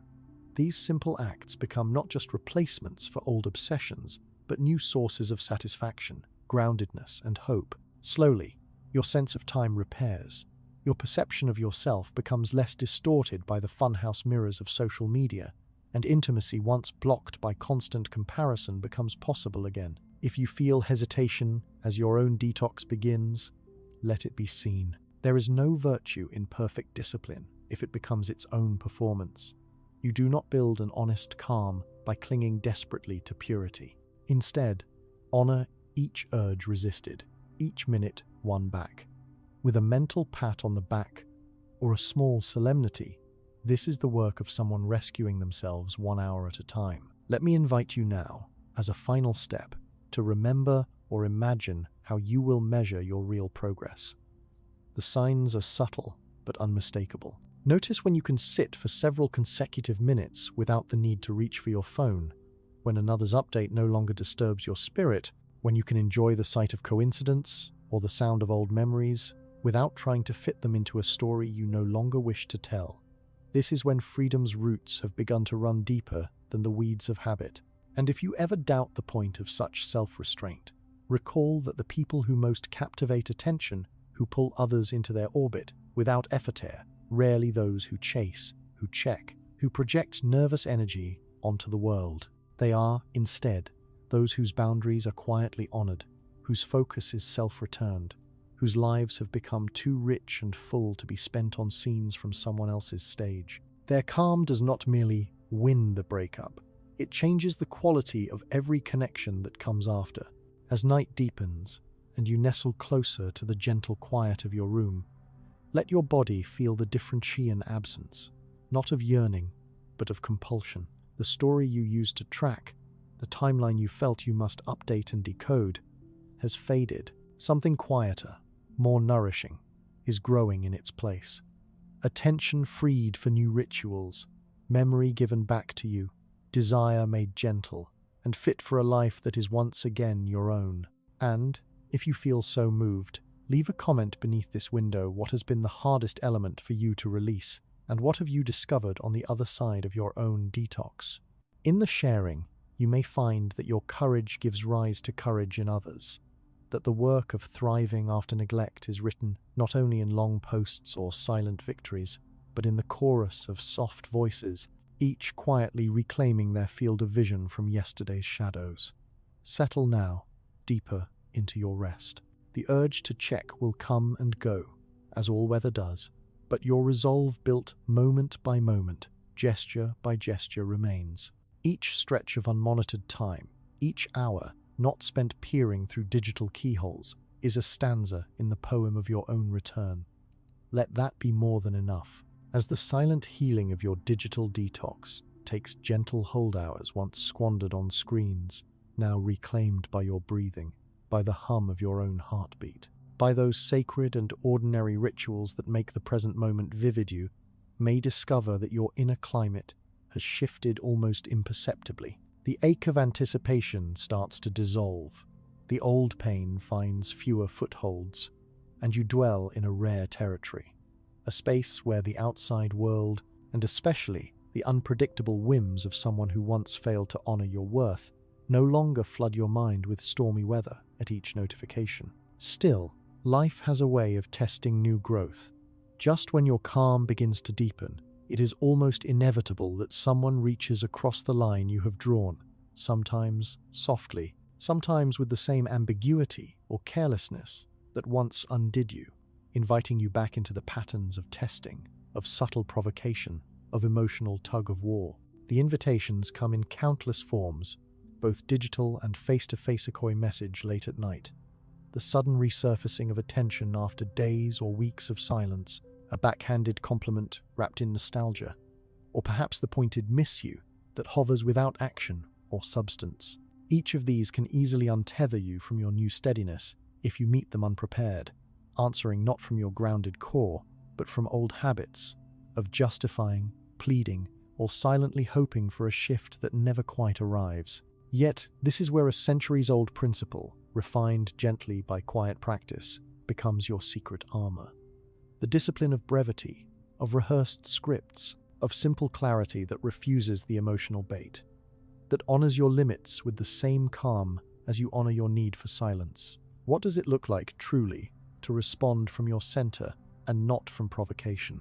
It looks like allowing yourself, even in the moment of surprise or emotional triggering, to reach for carefully chosen words, not to mask your authenticity, but to channel it through a filter of kindness, steadiness, and self-respect.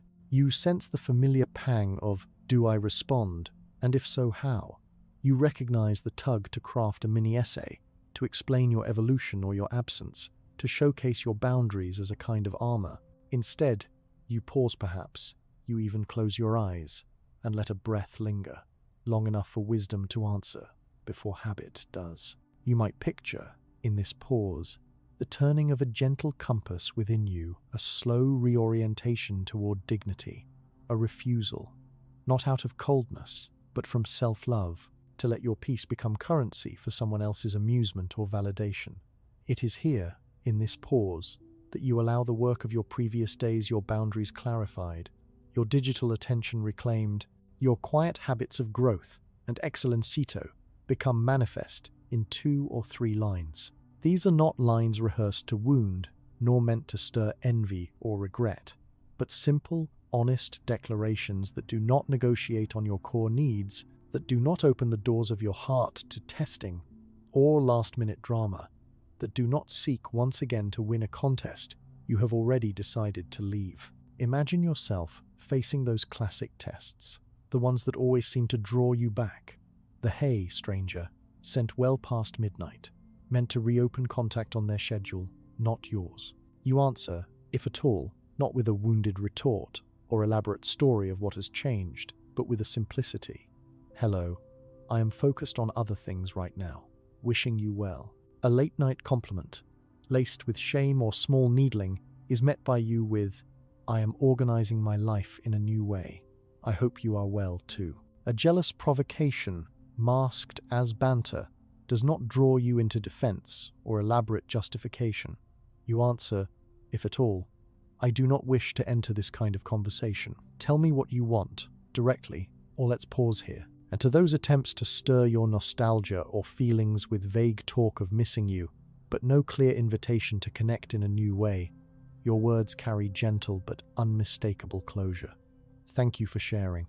I am focused now on consistency in my connections. For the invitations sent at the 11th hour, those that once made you bend or cancel for a chance at fleeting closeness, your reply has changed. I prefer to plan ahead, so I will pass this time. No guilt, no drama, no open doors where you have already installed gentle fences. You will find, in repeating this practice that brevity is not colded, is courageous, and it is a kindness both to yourself and to the person reaching out. You rescue your nervous system from needless agitation, from the spiral of explanation and counter-explanation, from the secret hope that things might be different if you just gave one more chance. Instead, you find that your brief, clear, and boundary-honoring responses require the other either to grow in their own communication or to drift back into silence. Your dignity is no longer on offer as a prize for those who push your limits. There is, of course, a risk. As with all things, at times your clarity or quiet refusal will be met with new tactics, more insistent messages, an attempt to escalate the drama in order to reclaim the power they once felt in drawing you out. Sometimes, the volume of tests rises as your own willingness to engage drops. Meet this escalation not with matching energy, but with steadfastness. If the other seems to press for argument or for you to suspend your standard yet again, remember that you are under no obligation to remain in any conversation once you have stated your piece. I am heading into my day now. Take care. Or a gentle, I will step away here, is enough. The conversation ends not with a bang, but with a quiet, self-loving closing of your own book. In practical terms, you might find it helpful over time to have your boundaries written out in your notes, your journal, or your phone so that you never have to improvise your limits under pressure. The moment you feel your heart pounding, old emotional reflexes rising, open that note and let it prompt the calm, grown-up version of yourself into the light. 2 sentences, maximum, no accusations. 1 clear limit tucked gently inside. If ignored, withdraw with calm, no story to tell, no explanation needed. With growing practice, this approach yields deeper rewards. Your interactions become less reactive, more intentional. The power dynamic that once swirled with uncertainty becomes straightforward, either nurturing mutual respect or allowing the relationship to drift peacefully away. More than this, you find that your old self, the one so easily triggered, so quick to prove, so eager to negotiate the basics, begins to fade from your daily life. In their place stands a new presence, someone unhurried, unmanipulable, respectful without being a doormat, warm without being accommodating of disrespect. If you notice a pang, an ache for connection, or a surge of guilt that you have become too cold, recognize that those feelings are echoes from an old system that equated love or worthiness with open doors, no matter the cost. This work is not about closing your heart, but opening your life to higher quality. Your brevity makes space for warmth and intimacy where they are deserved, and it closes the circuits of old, toxic feedback loops that only drained your spirit and allowed others to dictate your schedule, your sleep, and your self-image. With time, you will see how much lighter you feel, how much less you ruminate about conversations, how much more freely you move through your actual life, now that you spend fewer hours rehearsing, defending, or reviewing what you said or did not say. The emotional bandwidth you once invested in elaborate responses is now yours to use for creative work, for authentic friendship, for the small joys of a day lived at your own tempo. The energy saved from rehearsing your lines under emotional duress is now lent to the quiet, glowing work of building a life you do not need to explain or defend. This is in fact the true reversal, the real beauty that would elude anyone simply chasing the approval or return of the one who undervalued you. Instead of making your restoration a spectacle for their benefit, you have made it your baseline, a new way of inhabiting your own world, a world in which access is earned, not begged for, where closeness comes only on the same terms you offer to yourself: respect, clarity, consistency. You may wish to share in the comments below, if you feel moved, those phrases or scripts that changed your sense of peace. For each of us, there is a line, a moment, a quiet, "This is enough," that sets us free from the endless cycle of engagement that once held our hearts hostage. When did you first find the strength to say less and let the silence do the rest? How did your relationships change once brevity became your guide and self-respect your only standard? Let your night now be ringed with the calm that comes from boundaries not only spoken, but embodied with evenness and steadiness. The next time a message pings, or a comment stings, or an old name appears on your screen, pause, feel the cool air fill your lungs. Remember these scripts written not as walls, but as clearings in your own forest. Respond simply, lovingly, and then go on with your life. Your day, your energy, your peace, it belongs to you now, and it cannot be traded, negotiated, or wrested away by even the cleverest test. Rest easy in that truth, tonight, and every night your boundaries remain softly but unwaveringly in place. As you allow yourself to settle into the gentle comfort of short, boundary-honoring responses, those scripts that break cycles of testing and emotional exhaustion, that keep your nervous system clear and your dignity intact, perhaps, for the first time in a long while, you begin to sense the true spaciousness that can exist within your own life. It is a feeling something like standing alone in a vast, quiet field beneath the soft spread of early stars. The sky above is limitless. The air itself is no longer charged with the static of someone else's demands, and there is, quite suddenly, room to breathe, to mend, to rebuild. Yet, even as you hone this discipline of calm brevity and unflappable boundaries, you may notice another deep longing comes to greet you, a yearning not for anyone in particular, but for a life that is finally, quietly, determined by your own rhythm rather than anyone else's chaos. The risk, of course, is that the old habits and longings might slip back in when your days lose their shape and structure, when the world's chaos seeps in around the edges, or when fatigue weakens your resolve. What would it look like if you could inhabit a week and then another, and another that protects this new foundation, a routine that doesn't merely react to whatever comes your way, but rather holds its own concealed center of gravity, independent of who reaches out or who withholds, who gives you love or neglect, who appears or disappears from the chorus of your life? Imagine for a moment what it would feel like to build for yourself a week so grounded, so rich in its recurring rituals and steady anchors, that no unexpected message, no late-night invitation, no passing moment of loneliness could truly disturb your core. This is the vision and practice of a week that runs not on the fuel of hope or anxiety, but upon the inner force of personal gravity, a week constructed, quite literally, so that your well-being is no longer at the whim of another's timing or attention. Perhaps you recall, in your life or in the stories you admire, those rare souls whose presence alone seemed to stabilize the rooms they entered, people whose routines, whose quiet rituals, whose refusal to let their days be commandeered by unpredictability, rendered them strangely magnetic, quietly sovereign. Their steadiness was not about controlling others, but about refusing to let their peace be perpetually up for negotiation.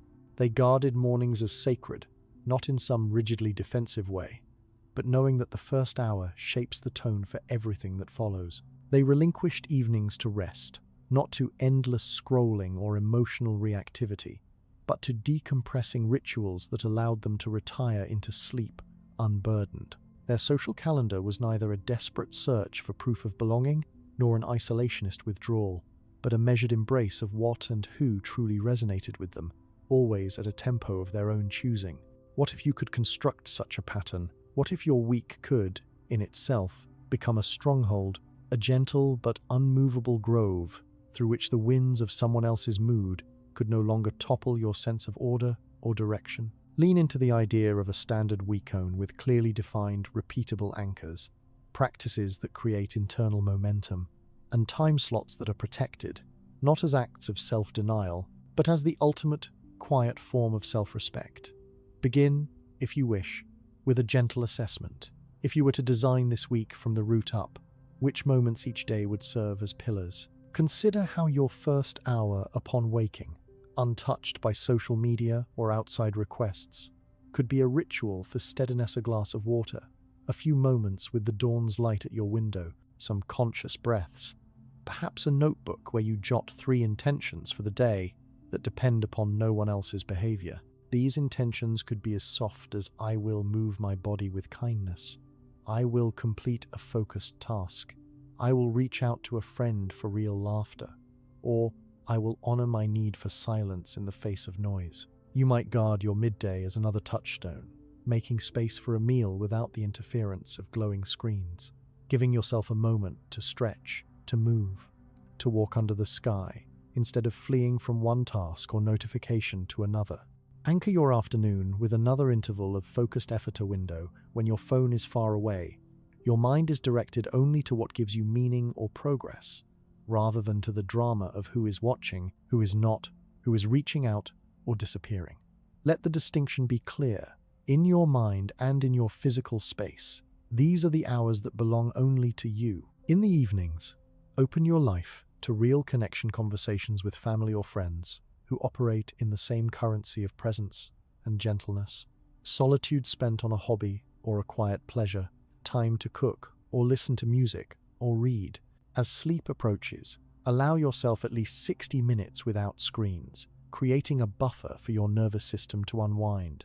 Perhaps you close the day with 3 lines in your journal, not a report to prove progress to anyone, but as a private inventory. Where did I live my values today? Where did I protect my peace?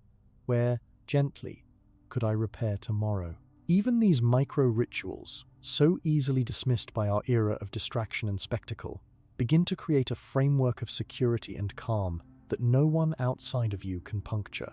Design fixed slots throughout your week for movement, for deep work, for study, and for rest. Schedule 3 or 4 times for a favorite kind of exercise, not because it changes your outer form, but because it signals to your inner world that you are worthy of strength and health. Mark 2 sessions each week for deep focus on something that matters: work, a craft, a creative pursuit. Reserve 1 or 2 flexible slots for active leisure, a walk in the park, a visit to a cafe, an unfussy gathering with people who nourish you. Set aside predictable time for the domestic rituals that keep your environment welcoming: tidying, laundry, meals prepared mindfully rather than as afterthoughts.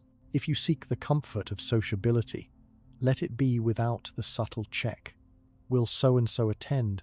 Will this person notice me?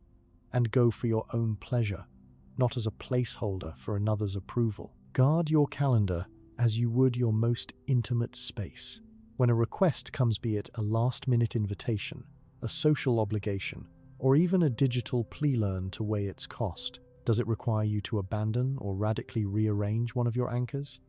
Is it an even exchange, or does it leave you unmoored, scrambling after someone else's priorities? Teach yourself to negotiate, not out of scarcity or suspicion, but with a gentle insistence. If I move this, what will I build in its place? Let your week be flexible, yes, as all living systems are, but let its flexibility be rooted in abundance, not in neglect. When you say yes, let it be wholehearted, not a reflexive attempt to escape solitude or to reclaim someone else's wavering attention. And at the end of each week, allow yourself the gentlest of reviews, not a scorecard to tally up wins or losses, nor a sterile audit of productivity, but a chance to ask, where did my week hold its gravity? And where did I give too much sway to the tides outside myself? Recognize patterns with curiosity, never with shame. Honor the places where you kept your word to yourself.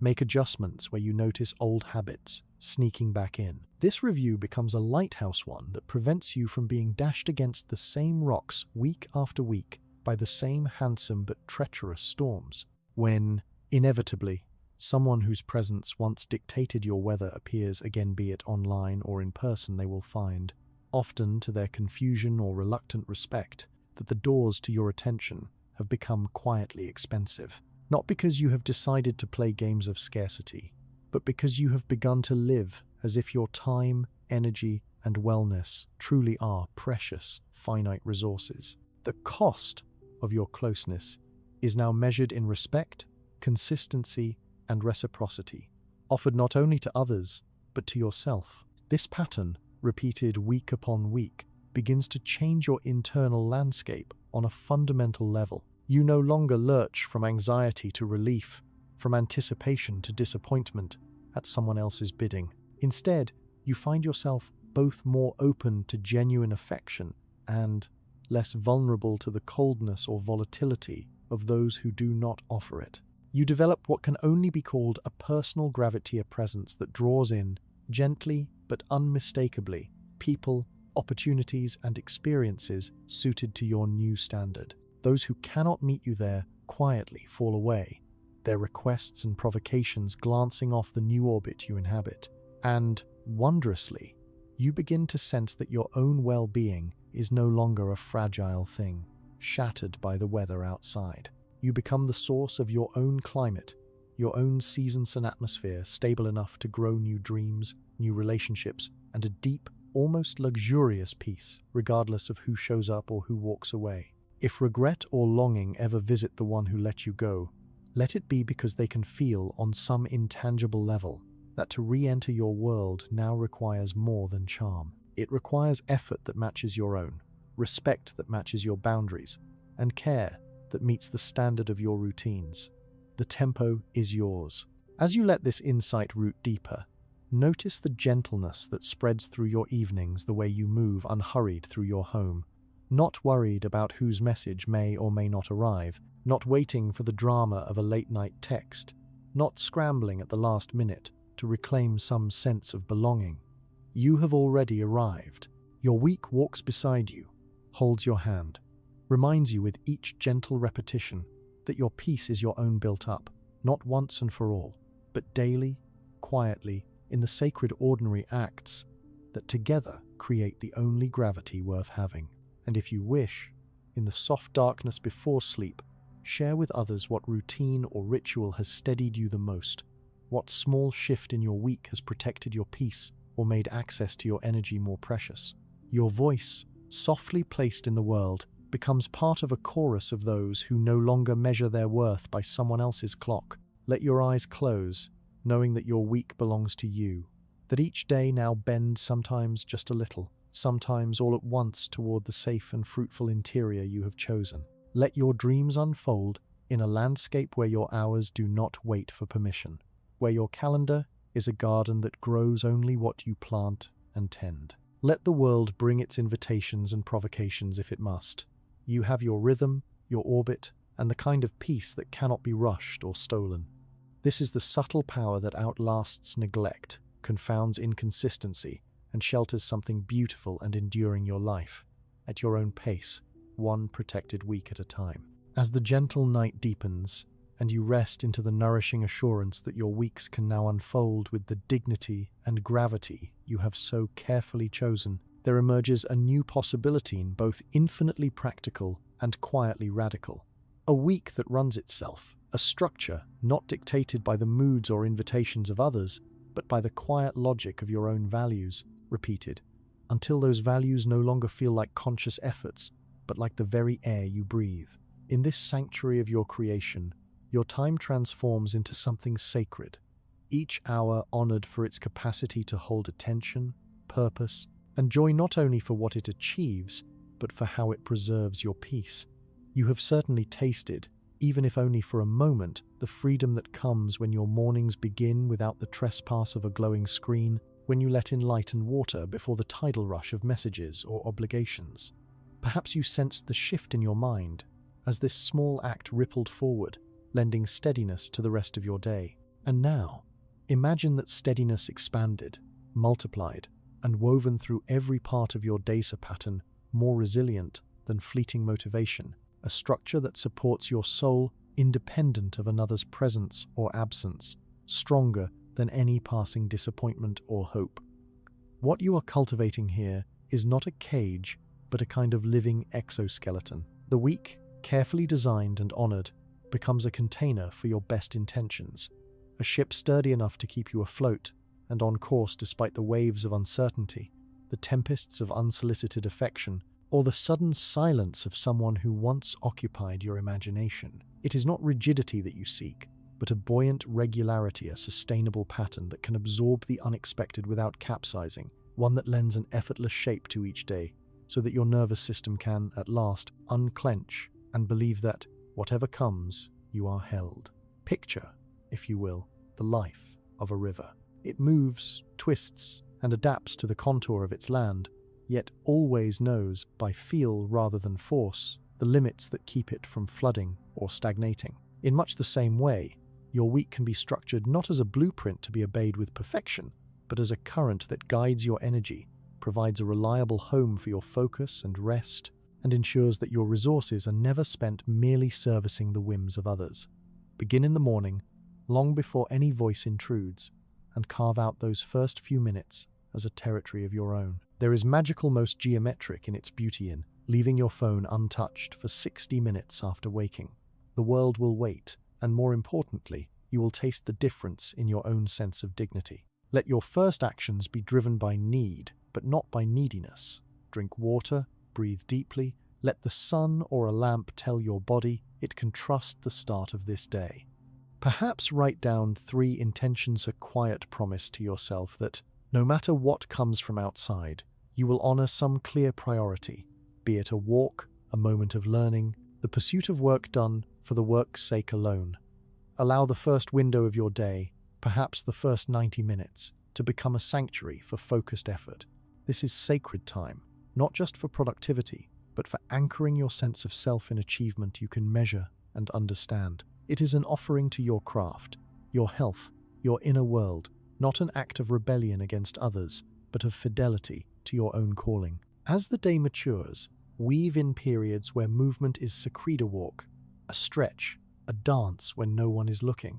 Let the midday meal be undistracted by screens, eaten mindfully, as if each bite is an act of self-respect rather than a hurried fuel-up between bouts of obligation. In the afternoon, create another block of dedicated attention, perhaps even shorter than the mornings but equally precious. 1 hour, maybe 90 minutes.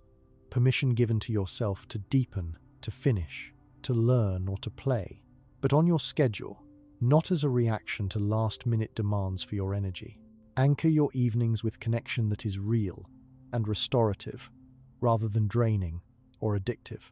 See friends or family if you wish, but seek out the encounters that leave you lighter, brighter, kinder to yourself and to the world. 2 or 3 times a week, open your home or heart for these spaces of honest laughter, quiet talk, or even shared silence. On the evenings where solitude calls, make it gentle.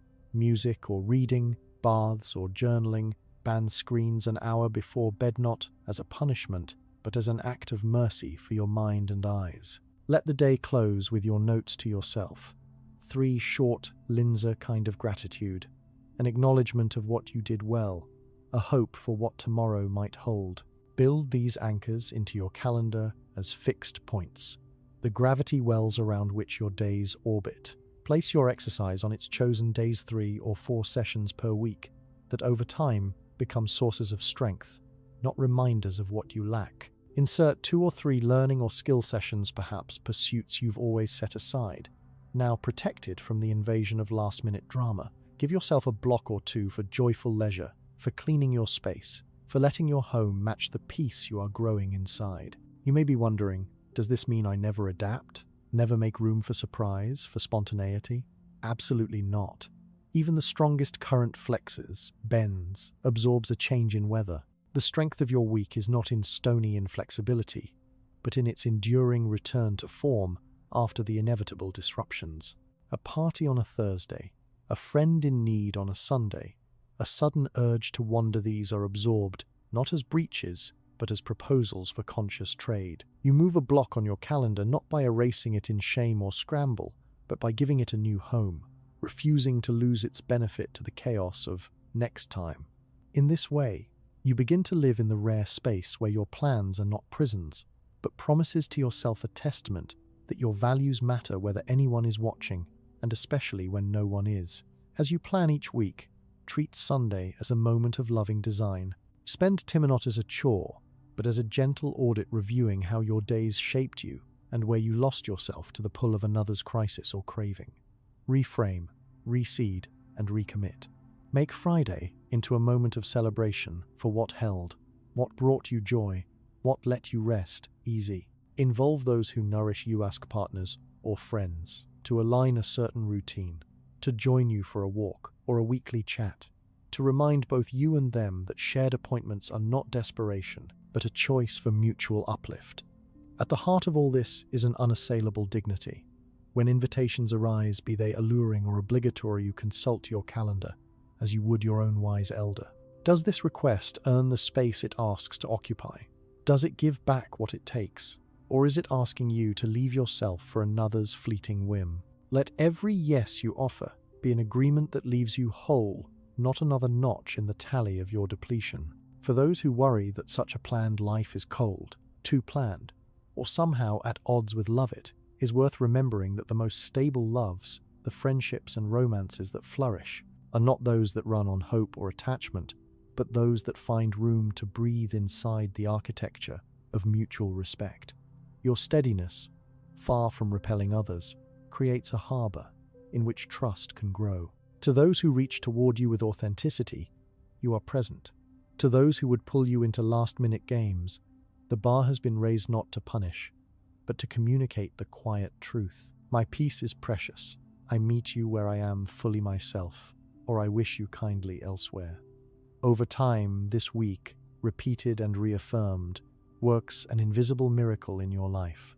Instead of living at the whim of digital pings or nostalgic texts, instead of bracing for the return or regret of someone who once overlooked you, you find that your energy is spent where it returns as nourishment. You become one of those rare people who are not easily moved, whose days feel full before anyone else's influence ever enters the scene. Your magnetic quality is not born of effort or performance, but of the steadiness that others sense, even if they never quite name it, as the quiet pulse of someone whose hours belong first and last to themselves. If, at times, regret or old attachment does reappear, perhaps in a new message, a missed call, or a cryptic online gesture, your reaction is not frantic, nor is it frozen.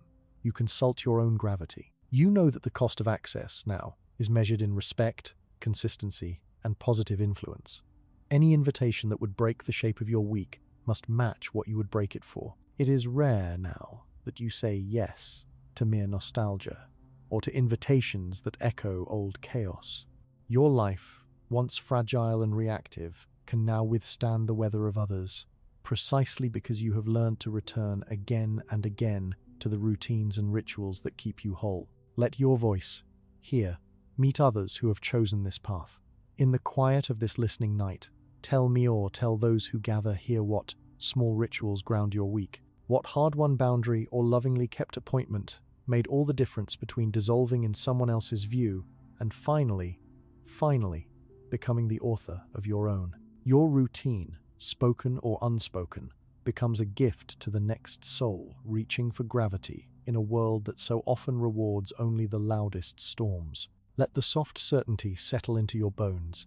Your week, no matter what or who comes and goes, a home that moves with you, a fortress made not of stone but of care, of pattern, of loving discipline. Rest now, and know that tomorrow, and for as many tomorrows as you wish, your hours will incline toward your becoming. Your days are not spent in hope of being chosen, nor in fear of being forgotten. They move, quietly, in alignment with a life you have chosen, a current strong enough to carry you safely through any tide.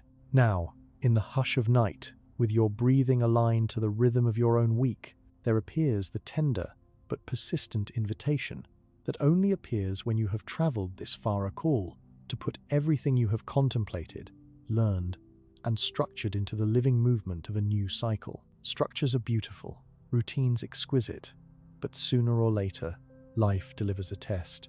The old name lights up on your device, the memory crashes in with no warning, or your body recalls, before your mind does, a season of longing or pain. No matter how artfully crafted your week is, change is guaranteed.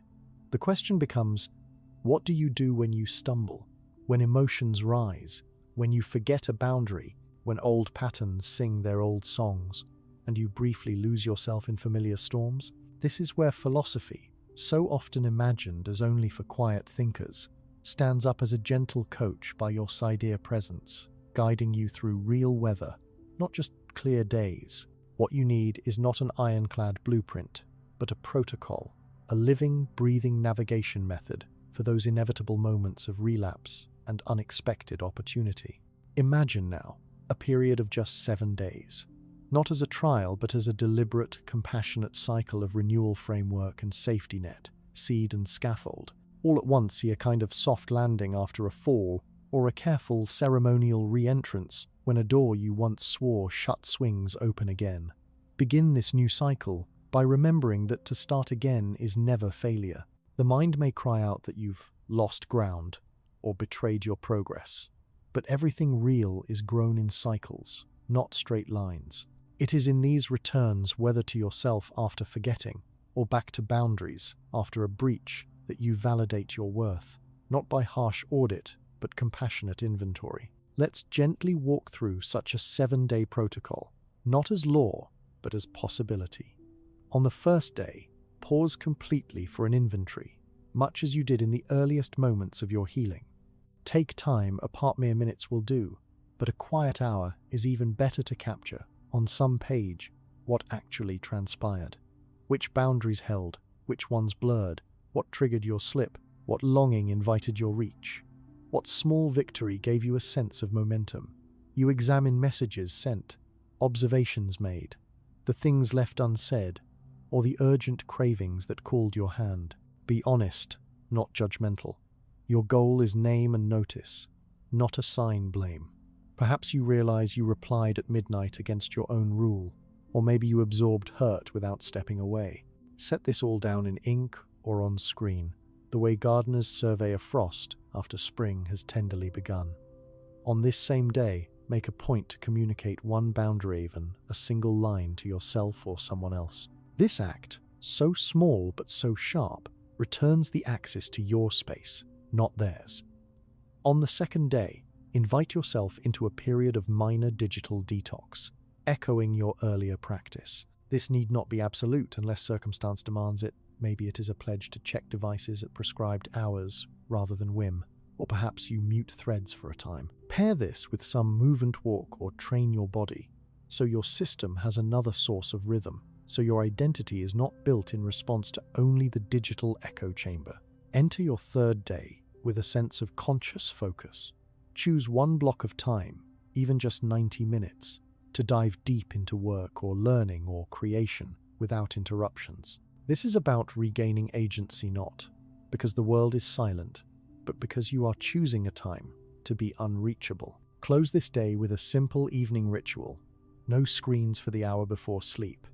Perhaps a light review of where focus was strongest and where your patience eroded. This is not about building some mountain of productivity, but about healing the fractured attention of a heart battered by waiting, guessing, and overexposure. On the fourth day, give yourself the gift of discrete excellencia, tiny milestone achieved on your own terms. Finish one small task, submit one email you have avoided, share a project with no announcement, tidy a space that nags at you. The point is not glory, but momentum, the slow compounding of self-respect.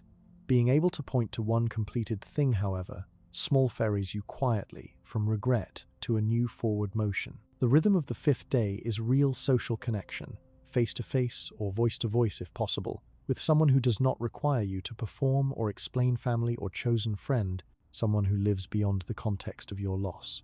Follow this connection with a brief act of strategic silence in your correspondence. Let one conversation end quietly, do not reply to every message, and reward your nervous system with the knowledge that you are not obligated to sustain every dialogue. This break, a simple "I'll leave it here," is a boundary most powerful when done especially for your own peace, not for effect. The sixth day carries you into a return to the fullness of your own care. Move through your routine with a new focus, as if rediscovering the ritual of movement, eating, working, and resting that props up not just your self-esteem but your actual chemistry. Take 5 minutes with your scripts. Review the answers you rehearsed, the gentle refusals, the clear boundaries, the lines you use when poked or leered. Let them become once again the reflex rather than the exception. By the 7th day, you are ready for review and recalibration. You plan your standard week, remapping what worked and where cracks appeared. This is not punishment, but a gardener's tending tweak a time slot. Insert a safeguard, invite a new anchor into your calendar. Celebrate your victories, no matter how small, and look clearly, but not harshly, at your slips. What you measure is not whether you failed, but how you learned and what you will adjust next. Now, pause and gently breathe in the wisdom of cycles.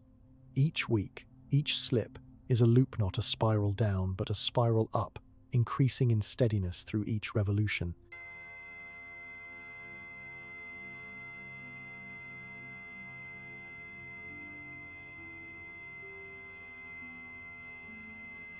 Learn from it with the innocence of a scientist, not the self-loathing of someone condemned. Ask, which safeguard might have made the difference? Perhaps you will block a channel, perhaps you will set new hours, or maybe you invite a new tradition that grounds you at the critical hour. Most important, resume always, resume. There is no failure except in the refusal to return. If, during this cycle, the one who once neglected you seeks to re-enter, here is your living test, the decision frame that preserves your hard-won peace from impulsive generosity or brittle, defensive closure. Listen instead to the 3 honest questions that anchor you. Has this person asked for reconnection clearly, and can you observe even a minimal change in their approach? Do you trust, with a calm heart, that your boundaries will be honored this time? And, if everything remains as it was, do you have enough stability, enough gentleness with yourself, that you could say no more and walk away still whole? If you can answer yes to all 3, allow yourself to open again. By degrees, respond only in daylight. Meet briefly. Let time, not hope, test what is new. If even one answer is no, let your new route hold. Maintain your week and your sanctuary. For to abandon them for the mere possibility of attention is to betray what has carried you this far. Mark here a special note. A red line if you must. If what existed before was abuse, emotional violence, manipulation, or persistent disrespect, the protocol shifts. That door is locked not as punishment, but as an act of self-preservation, the refusal to let any nostalgia or hope pry open what should remain closed forever. Your safety is the foundation, and no cycle, no longing, no protocol is meant to question or challenge that essential truth. Let yourself be surprised by how much relief comes from codifying even these inevitable wobbles. In the past, a slip would mean shame, a sign you were destined never to change. Now, it is simply Tuesday, or Thursday, or a moment of rain in spring. In your comment below, if you wish, tell us what your most common triggers are, and which gentle boundary or routine cradled you as you returned. You will find company. You are not alone in spiraling up, not down. What all of this brings you to, in the end, is an ongoing, living relationship with your own well-being. The boundaries, routines, and scripts are no longer just ideas or walls, but patterns you inhabit, grow within, and reinvent. You find that the goal was never really to make anyone regret or return in obsession, but to make your own return again and again, no matter how stormy the week, something that is possible, practical, and always dignified. For when the world, or an old ache, comes knocking, as it will on days and nights both expected and unexpected, you have a map, not a rulebook, binding you to perfection.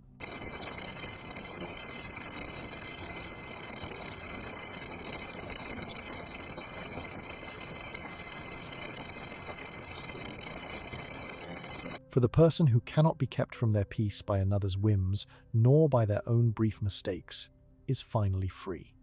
Let this knowledge slow your breath and ease your rest tonight. Your protocol is not punishment, but a rhythm. Each step away and each step back is rooted in self-compassion, in the understanding that strength is not the absence of error, but the repetition of return. Sleep now and dream in cycle-soft gardens regrown, of rivers that find their way through even the hardest stone, and of a self that, whatever the world brings, is never truly lost. As morning comes, you begin again not with harshness, but with a lighter, wiser heart, always ready to start your 7 days anew.